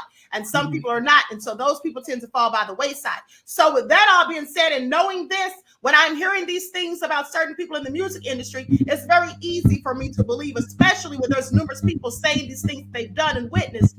It's very easy for me to believe that rather than to make excuses for them and try to act as though the facts are not the facts, is all I'm saying. Oh, do you have something to say, Austere? Yes, go ahead, beloved. Yeah. Austere, hold on. Austere, you're having like some type of interference. Are you leaning on your mic or something? Nah. Make sure the plug is in all the way. Yeah, it sounds like maybe it's not plugged in all the way, or maybe it's touching something. What about now? What about now? It's still some type of noise. And then plug it back in. Unplug it and plug it back in. That's it.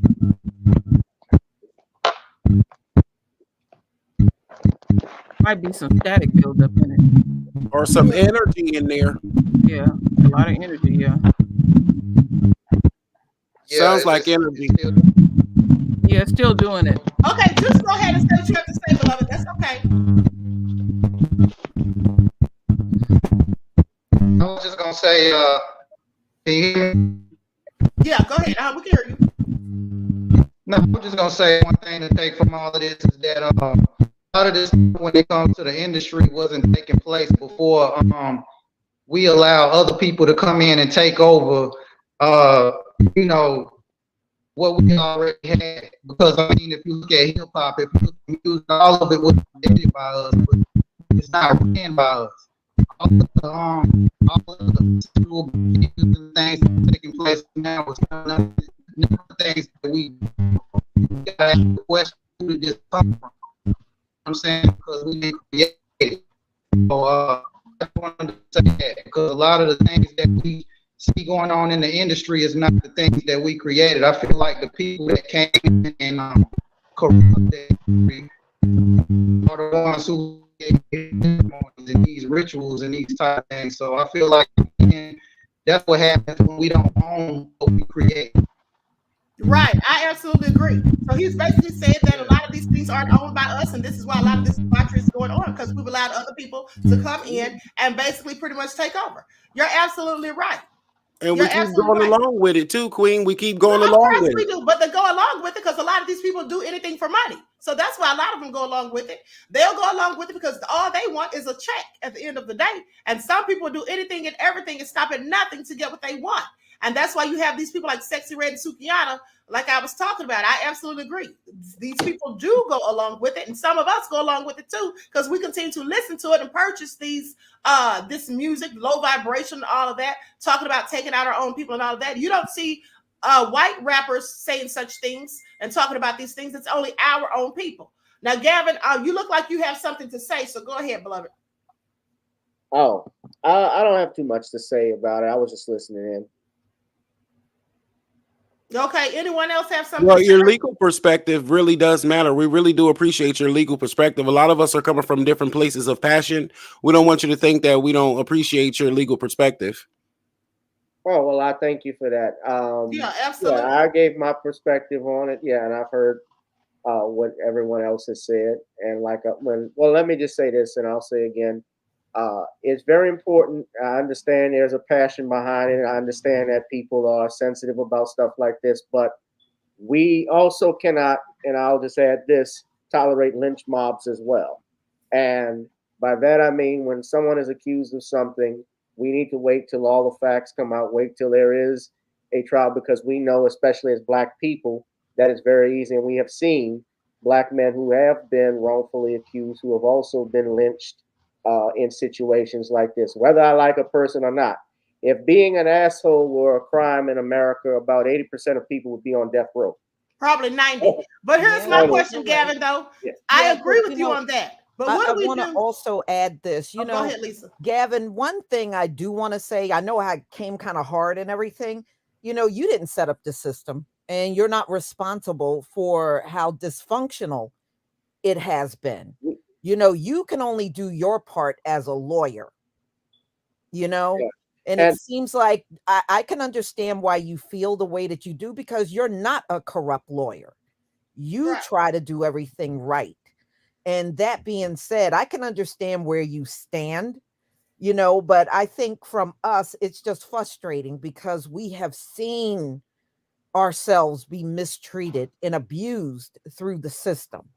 So it's just kind of difficult sometimes to listen to things like, well, we got to let due process happen. And we see it happen and our people still get screwed over. It gets difficult. Right, but that's all we I have to commend you. I think you are a good lawyer. Well, I appreciate it. Thank you.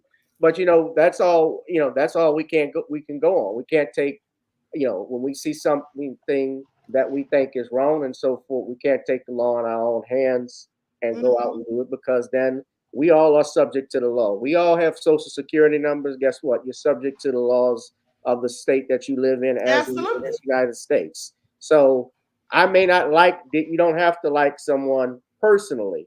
Like I may not like like I said, I don't like R. Kelly necessarily personally, but do I think he should have been charged under the RICO Act like Al Capone? Well, not even Al Capone, but like John Gotti? No. I don't think he should have been charged under that either. Right, and that's why in part I said there's an appealable issue because if there are things that are done, see, the laws are there to protect us. You know, we have Bill of Rights, and I understand what you say about the Constitution, but we fought hard, especially in the civil rights movement, to be included and have that Constitution applied to us. And like Thurgood Marshall, like Charles Houston, and attorneys, and even the late Johnny Cochran would do, we would fight our damnedest to make sure that you're going to actually apply that to us. So when you have something like that where a government does something and steps out of bounds, like what they did, we mentioned Dr. Cosby and so forth, then we're going to call them on it. Yeah, absolutely. But here's the thing, though, Gavin. Here's what I want to ask you, though. But we're not talking about them. We're talking about Diddy. And here's the thing. My question to you is: we know how court is, and you present evidence. There's discovering all of that. But if the person doesn't go to court, then what are we supposed to do? If the person doesn't go to trial and they settle like Diddy has done, all we are left with is to judge them in the court of public opinion. Wouldn't you say? Your court of public opinion, though, is not what determines, isn't what we go from the law. Yeah, you can have we know that. But if he didn't go to trial, if he didn't go to trial, though, we're not talking about a trial. What I'm trying to say to you is this. Maybe I'm not expressing it accurately. So let me say this. Let me put it this way. If Diddy had gone to trial, we would get a chance to see his evidence versus Cassie's evidence and whoever else is accusing him versus the evidence from the witnesses' testimonies during and before cross-examination. Now, since we don't have any of that, we're not privy to it, nor shall we ever be, because he's already settled it. So with that all being said, my whole thing is, the only thing that I have to go by is what is being said, to draw my own conclusion, to give my own opinion. Now, we can't say that Diddy did these things 100%, but we can give our opinions. That's all we have, because Diddy didn't take it to court. In court, there would have been the evidence shown, and everyone could judge from that. In court, if he'd gone to trial, I wouldn't have to use my feelings. I wouldn't have to use my opinions, because I don't care about opinions, because everybody has one. What I care about are facts and proof and evidence and receipts. That's what I care about. But since we don't have that, because he chose to not go to court, then what do you say that we should do? Because that's what this is all about. Well, and it's not over either. It's not over for Diddy either, because can he pay everybody off? Can he pay everybody off who he may have harmed? Whether if he may or may harm, if with the lawsuits, yes, because there are 2 other lawsuits that have been filed under the Adult Survivors Act, but there are no criminal, as of right now, charges against him. So all you would be doing is like with O.J. Simpson. I was found not guilty, but I can be found, if it goes to a civil trial, civilly liable for you know, he was found for wrongful deaths of Ron and Nicole, and that's a whole nother story. So that's a civil matter. A criminal matter, he is still, your presumption of innocence still stands. It doesn't matter what my opinions are. Yeah, I can have an opinion. I can think Diddy is, excuse my French, let's say he's opinions, hearsay, none of that matters. And let's say he did. I don't, but the bottom line is that it hasn't been proven yet in a criminal court. Okay, so then again, I'm asking you again, Gavin, since Diddy didn't go to trial, and so we're not privy to evidence being presented on both parties, so people are just going by what they see. Do you understand what I'm saying? Yeah, I gave my answer to you. I said you can go by what you think of a person and what you think. If you think and believe that he did all of this stuff and you can have your opinion, yeah, you can have that. But I also, that is not how I operate necessarily, because I have witnessed and seen people who have been accused of something, and even we've all seen it. I've done numerous stories on it. Yeah, well, I'm talking in general. Even with a crime like a child molestation or so forth, there have been instances where a person has been exonerated. So I wait and see what the facts are on what's alleged. I can tell you, even when you file the lawsuit, based off what I read in the lawsuit, according to what they're saying, they all said that Diddy met Cassie when she was, according to what the lawyer said, when she was 19. But that in and of itself, and that being said, under this, you know, and I'm looking especially at the law and the Adult Survivors Act, I'm cautioned and worried about those that don't have the monies, like a P. Diddy, like a Cuba Gooding Jr., or even a Bill Cosby and those guys, because if you get hit up with something like this, like I said again, and it's 30 years ago or 40 years ago, how as a lawyer can I defend that? Especially in the era of Me Too, where we say trust and believe women. We can't forget, if we're going to go by that standard, remember what happened 50, 60 years ago to Emmett Till. That was a trust and believe a woman, and she was able to walk away with that. So I just caution it. Yeah, we know how that all ended. That was a corrupt trial. It was an all-white jury and all of that, and they lied and all of that. We know how that all went. She lived a long life. That's a corrupt and racist system. Yeah, absolutely. But you know, you got to also look at where that slogan comes from. That comes from white women. That believe all women. That sounds ridiculous. Why would you believe all women unless they have proof and facts? And some things, Lisa, like in the case of Axl Rose, this happened in 1989. Now, Axl Rose was a big-time rock star with Guns N' Roses. I'm quite sure he probably doesn't even remember some of those groupies that he slept with. And many people from back then may not. So my whole thing is, I don't agree with all of these things that they're doing in the law, how they've changed the laws. And when we get, when they see it not going their way, then they change the goalposts, they change the laws and all of that. I don't agree with any of that. At the end of the day, it's all negative and it's a whole load of BS as far as I'm concerned. But here's the thing.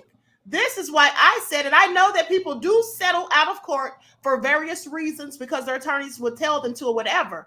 But at the end of the day, you get to decide and choose. Your attorney can only suggest. They can't make you, because at the end of the day, the attorney works for you. You don't work for them. So if you are so concerned about proving your guilt or innocence, to me, it would behoove you to go to trial so that all of the evidence can be presented and so that you can clear your name. Otherwise, this is what you get as far as Diddy's concerned. That's all I'm saying.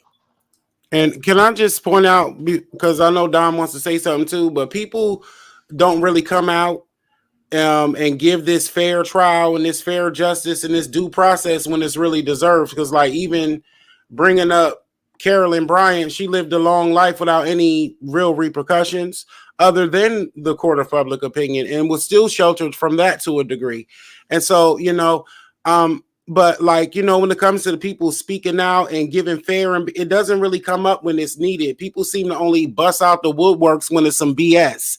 And now all of a sudden everybody's doing this and everybody's doing that and everybody's professional here and everybody's being fair there and everybody's considering all things there. But when it's really needed for Black people in order to receive that justice, and when we really need, let's just say, most Black men to speak out, or we need most Black women to speak out in unison for the greater good of the collective conscious, they're nowhere to be found. It's the crickets at chorus. But as soon as it's some BS and it's a lie, just like Carly Russell, for example, all those people came out. But what about the real black girls that was missing? The brigades calmed down. So that's my whole point right there. Everybody busting out the woodworks when it's some BS, though. Everybody know what it is. And here's the thing. Another thing I want to point out is this. Since you brought that up, Yusuf, a lot of people, specifically black men, they will be so quick to fight and defend a black man and say, oh, well, they're probably lying or this and that. They just want a bag. But when it's a black woman, they will be quick, so quick, I want you to pay attention, to say that the woman is lying. And they will go through hell and high water, some of them, to prove that that black woman is lying. They can't stick together when we need them. That is a fact. So at the end of the day, it is very biased, okay? I know some of these men, they will not come out and say that these men are guilty. They will try to blame it on everything else and, oh, we don't have all this, that, and the third. But when it's a black woman, they will go through hell and high water to prove that this woman is lying. And in some cases, they may be lying. But in some cases, these men are absolutely guilty as well. So that's just how it goes. The system is biased at the end of the day. And another thing is, like when we say protect all black women, there are some black men who say, well, I'm not going to protect them unless I know her or unless she looks a certain type of way. But when that man got jumped, that black man got jumped down there at the Alabama Riverboat Brawl, those black men ran and defended him. Nobody cared whether or not they knew him.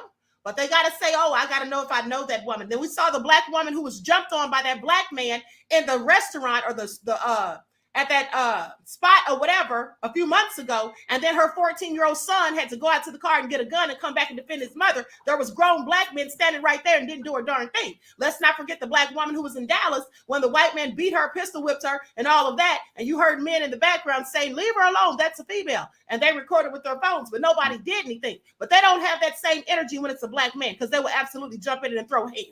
Yeah, okay. And they're always so opinionated when it's a controversy. And at the end of the day, they will also, and I don't believe that we should believe all women, because like I said, anybody's capable of lying, male or females, women or men. So with that all being said, we should absolutely go by the evidence once the evidence is presented. But none was presented in Diddy's case. So now I'm just going to sit back and wait and see what happens with these other cases, because in my opinion, Diddy left himself open to this. When he settled so quickly, I mean, that's the fastest settlement I've ever heard of. I'm sorry. He settled in less than 24 hours after the accusations. Now, one can say whatever they want to say, that lawyers tell you to settle and all of that, but did he have to settle so quickly? I think that was a big mistake. Even if he was going to settle, why would you settle so quickly? At the end of the day, he left the door open for other people to come out. And I told you all that when he settled. Did I not tell you all? I said there's going to be more people coming out of the woodwork now that he settled this so quickly. That's what I told you all. Okay? So that's one of the things to keep in mind. I wanted to add something real quick. One thing that I noticed, being a responsible and a good blogger, one thing that I noticed is, like, when something first comes out, I notice a lot of people want to be the first to get their story out. And you got to give it time to develop. I'm not necessarily saying it's going to be true or not, but some of us jump to the gun so quick, and we get caught up in our emotions so quick and stuff. And you got to give it time to develop, because I get a lot of emails where people are angry because they wanted me to put something out. And I'm just like researching and just giving it some time, giving it some time. And I often say this on my channel: wherever the story lands is going to land where it's going to land. And it may not land in the favor that I want it to land or you want it to land, but I'm going to try to put out as much truth as possible. And I understand, the cultural thing that we have to deal with and all of that. But you really got to give things time and stuff, and don't be so quick to just jump to this stuff. But the one thing that I have seen, like I said in the beginning of this, is that our folks really need to be careful about jumping up, defending people you don't even know. You going for bat, you ready to fight for them, and what are you getting out of this? What are you really getting out of this? How do you really know? Like I said, I don't ever want to be the person that re-raped the victim. or anything Let's not like use that. the R word, True Royal. Mhm. Let's Oh, say excuse straight. me. The R. Okay, the R word. Excuse me for that. I don't want to.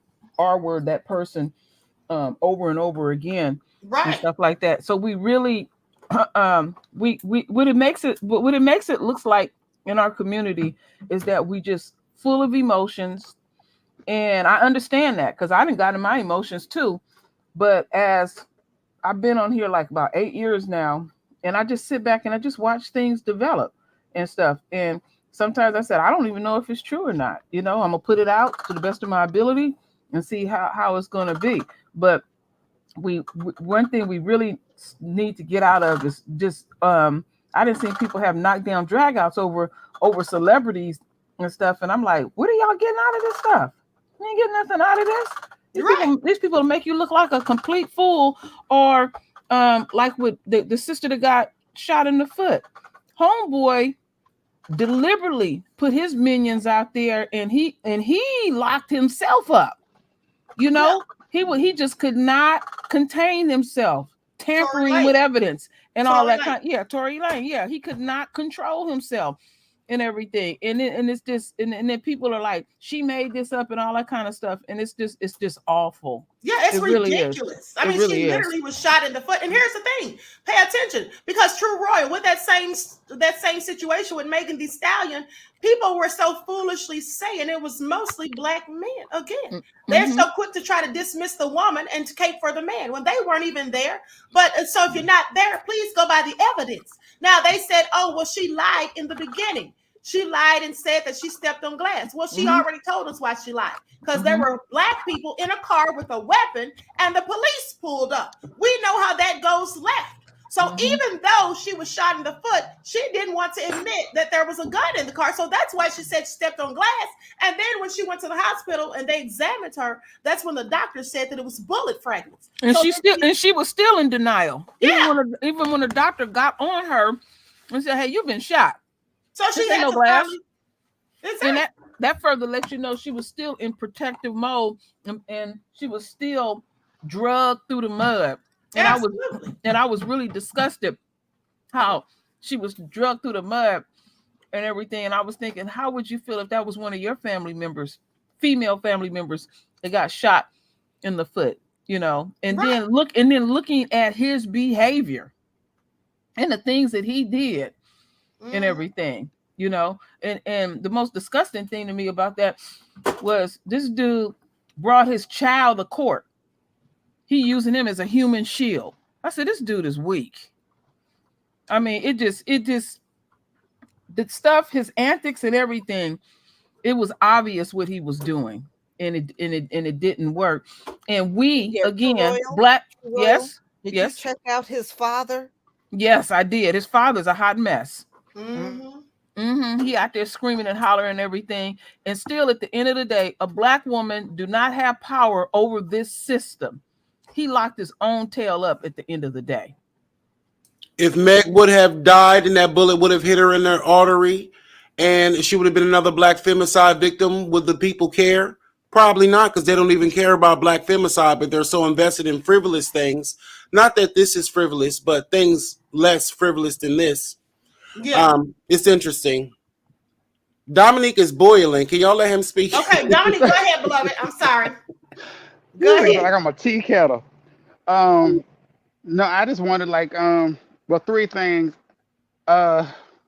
Doubling back to what I said about mine earlier, it came back to my remembrance exactly what she said. She didn't say there weren't I wasn't willing to do certain specific use the words, and I believe words are important, but she specifically said, I'm not willing, certain things are not worth your soul in order to advance in this industry. And it brought to my memory that verse, what profited a man to gain the whole world to lose his soul. But she specifically said, I'm not willing to do certain things and jeopardize my soul. So she'll always have my respect for that. But to go back to which goes into this whole Doja Cat crap, though I call her alley cat, stray cat, because to prove to people that this stuff is beyond what we think it is, she didn't start blowing up and getting all these endorsements until after, I don't know if it was this Halloween or 2020, but she had a whole for her, it was her 27th birthday actually. On her 27th birthday, we know about the 27 Club, she had Illuminati themed birthday party. Right. And after that, that's when she took off. Yeah. So it's And part of these. so this stuff is deeper than what you think it is. But to back up on what you said, go back to Usher to piggyback off of your point where you were saying how men will support other men and not black women. And we have to look at Usher when he was young. Now, somebody in the comment section, they say, well, why did his mama let him go off and live with Diddy? I don't know. I don't think his mother was married at the time. I don't know if she is now. I don't know if his daddy was in his life when he was growing up. But who knows if his mother knew what she was doing, like some of these parents who let their child go with R. Kelly or whatever when he promised to make them a star. I don't know if she knew or not. Maybe she just trusted him and thought, well, he's a male figure. He's going to take care of my son. But going back to where P. Diddy and Usher admitted that P. Diddy would hook Usher up with these grown women at these parties and allow him to have relations. And he said it was to make him a man. Because if you're going to go on stage and be singing all of these sexually provocative songs, you need to know what it's like to, have swag and game and to actually have the experience of being sexual with a woman. Well, let me say this. So Usher's mother when Cassie was saying, P. Diddy would make her have sex with these strange men and he would watch, I can just imagine how that was a gateway into grooming Usher. Because you got to think about this. Because in the male society, period, but especially in the black community where we're hyper masculinized, men see it as a good thing when a young underage boy. Like a rite of passage. You hear me? Yeah. Like I said, like a rite of passage. Yeah. Hold on, I don't know what's going on the same. But yeah, so we don't see it as sexually traumatizing to a young boy to have sex underage. But then when a girl does it, she's fast this, and that. And that kind of contributes to this whole thing that allows males to get groomed unbeknownst to them. Because if Diddy watched Cassie having sex with strange men, I can just imagine he probably told Usher, well, go hook up with this girl. And whatever. And then he probably came and started sitting there and watching. The next thing you know, he might have joined in with Usher. The next thing you know, it led into the whole, well, let me show you how to really please a woman. Well, what do you mean? Right. Well, I'm going to do to you what you need to be doing to her. And next thing you know, because he allegedly gave Usher that STD, that could have been done on purpose the way they put blackmail on Usher later. Well, if you don't do this, we'll leak this STD thing. Well, we already know that we've talked about that before with that whole sex cult with Nexium. I think that's how you pronounce it. When they gather information on people so they can use it against them later. But hold on, and then Usher could have also got a girl pregnant. Somebody said, how long have you been on? It says you were on for 17 hours ago. Well, that's all lies. I've been on for 2 hours now. And it says right here on my screen that there's 617 people in the chat. I'm sure when it ends, it'll say there's 100.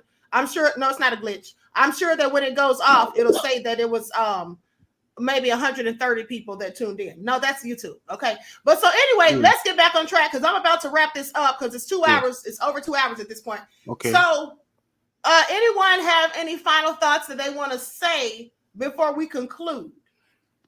I definitely will real quick say what Dominic was just saying. Also, and then Boosie's daughter, like for instance, what Boosie got with his sons and whatever they do with their sons, they don't do to their daughters.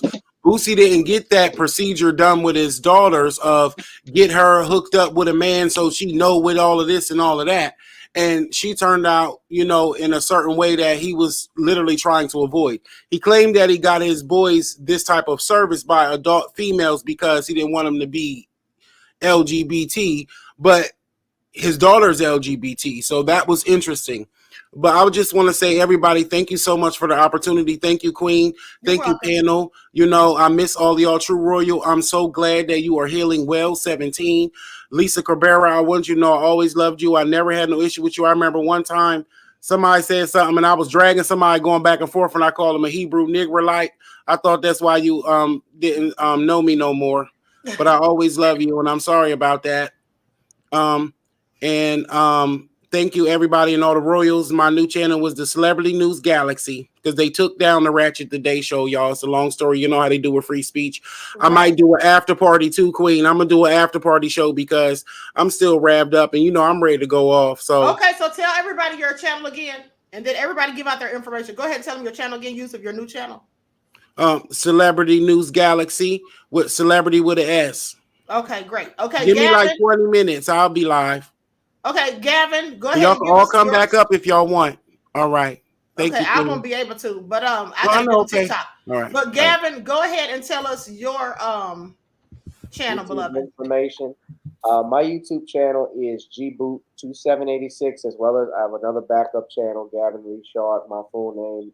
Shout out to everyone in the comments who's asked about me. Please join. Thank you for having me on the panel today. If I can just make one observation, I'd point out Usher's godfather is Ben Vereen, and played Chicken George in Roots. And it's my understanding Usher's mom actually she quit her job to manage him. But interesting enough, Lisa Bloom and Gloria Allred were representing those women who were accusing Usher of doing that. And you already know how I feel about Gloria Allred and her daughter, if you look at her information. Right. But, I want to thank you all, and shout out to Lisa as well as you, Queen, because you all took on YouTube. So shout out to y'all especially. But thank y'all for having me come on. Thank you, beloved. And True Royal took them on too. Okay, yeah, well, my bad. Okay, so thank you, Gavin, for being on here. Okay, so Lisa and True Royal and Asir, you all can feel free to give your channels for those who don't have your channels or follow you. Okay, I'll speak real quick. I haven't been putting out videos. I've been having to focus on my health very seriously.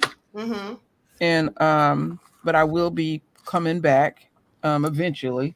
Okay. And I want to thank Lisa Cabrera, sister from another mother and father. She has been very supportive, and I just love her for that. You know, I'm gonna always say that to Lisa, for just being there. I love you very much. Love you too, Queen Amadaya. Well, thank you. I love you right back. Yeah, and just thank everybody for giving their opinion here on Queen Amadaya's channel, and I like to do this again too as well. And that's basically all I have to say. And I just thank everybody for their prayers. I thank everybody for contributing to my GoFund. Absolutely. And just everything. And just thank y'all for giving me time to heal. I have had to take the advice of my own words and deal with my immediate situation at the end of the day, because I thought I was going to do it the way I wanted to do it, and no. So I'm trying to be as obedient as possible. So Ashe to the royal family. All right, Ashe, beloved. Okay, Lisa, you can give everyone your channel. And I want to say real quickly too that I also love Lisa. I love all of you all on the panel. But Lisa, I really appreciate the fact that when my channel was banned and I lost my channel on ScrewTube, this very same channel, that Lisa was the one who reached out to me and had me on her platform to tell my story of what happened with that. And then eventually later on down the line, I was able to get my channel back. Okay, so go ahead, Lisa. Thank you. Thank you. And love you too, True Royal, by the way. All I want to say is all are invited to my channel. I love different opinions. Just don't be nasty about it. That's when we have problems. That's right. I think sometimes subscribers, you forget you're talking to a person. You're not talking to a machine. You're talking to a person.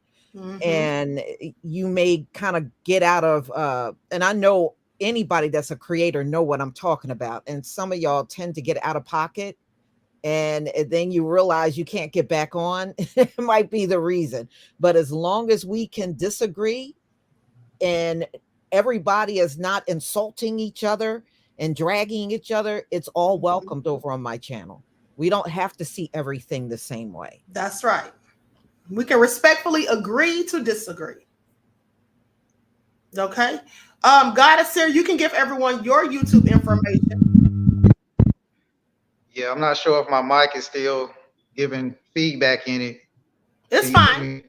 It's a little bit, but go ahead. It's fine. We can hear you. Okay, cool. So so my YouTube channel is at The House of Ancestors 7361, and I basically deal with a lot of spiritual concepts, metaphysical things, and help people discover things that's going on right now as far as the energy here. on this planet and the shifts that we're going through. So if you want to catch that, you can go to YouTube and go to The House of Ancestors 7361. And also I have my radio show on WDRB Media called Art of the Ancestors Radio, and that's every Wednesday at 11 p.m. Eastern. And you can catch that by going to WDRBmedia.com. All right, great, thank you. And I've been on his radio show twice, and I've also had him on my spiritual channel as a guest on there. Okay, so now Dominique doesn't have a YouTube channel. I keep trying to tell Dominique to get one, but of course some people are stubborn. And so with that all being said, you can only find Dominique for now when I have him on a panel. So with that, exclusive. So that all being said, Dominique, do you have any last words before I close out?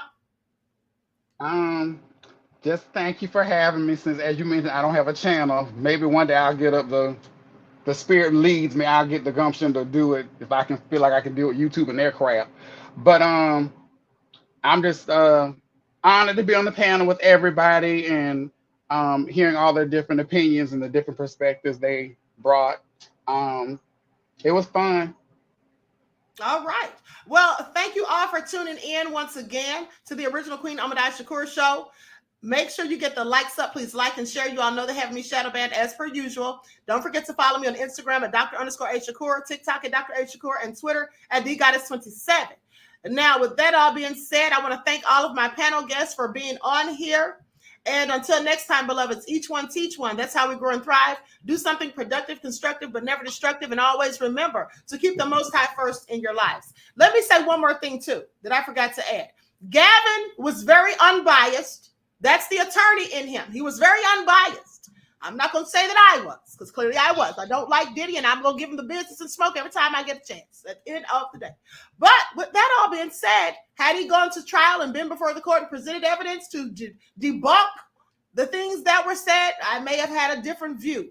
But sadly, he chose to settle. With that all being said, everyone enjoy the rest of this day.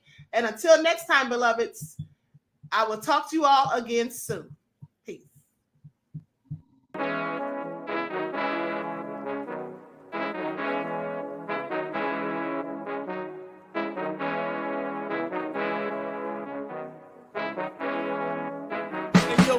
Hit him with that flavor. All in my skin, God all in my blood, kings all in my circle. You touch one of mine and you're done. They show no love for the queen. Why you hating on me? Is it cause I'm free and I got Malcolm X in my jeans? I got dreams like King Luther, shed blood like Kunsa. You ain't helping my people, I ain't got nothing to say to ya. I want all the smoke like hookah. Talking reparations, America won't be great until they give us compensation. I'm like, I'm the hottest right now. See a bunch of lames out here trying to jock on my style. They be doing too much. I'm the queen, it's too easy. It's like they all at Popeyes, how they be talking so greasy. I just sit back and laugh while these haters get madder. So nefarious how they don't want my pockets with cheddar. I tell them they can do better. These snakes in the grass can leave a bite on your ass, cause y'all be trusting too fast. I got my foot on the gas, other one on they necks. Dropping receipts on haters, you better show some respect. I'm never facing regrets, we only facing the threats. Running through every challenge like a relay, break no sweat.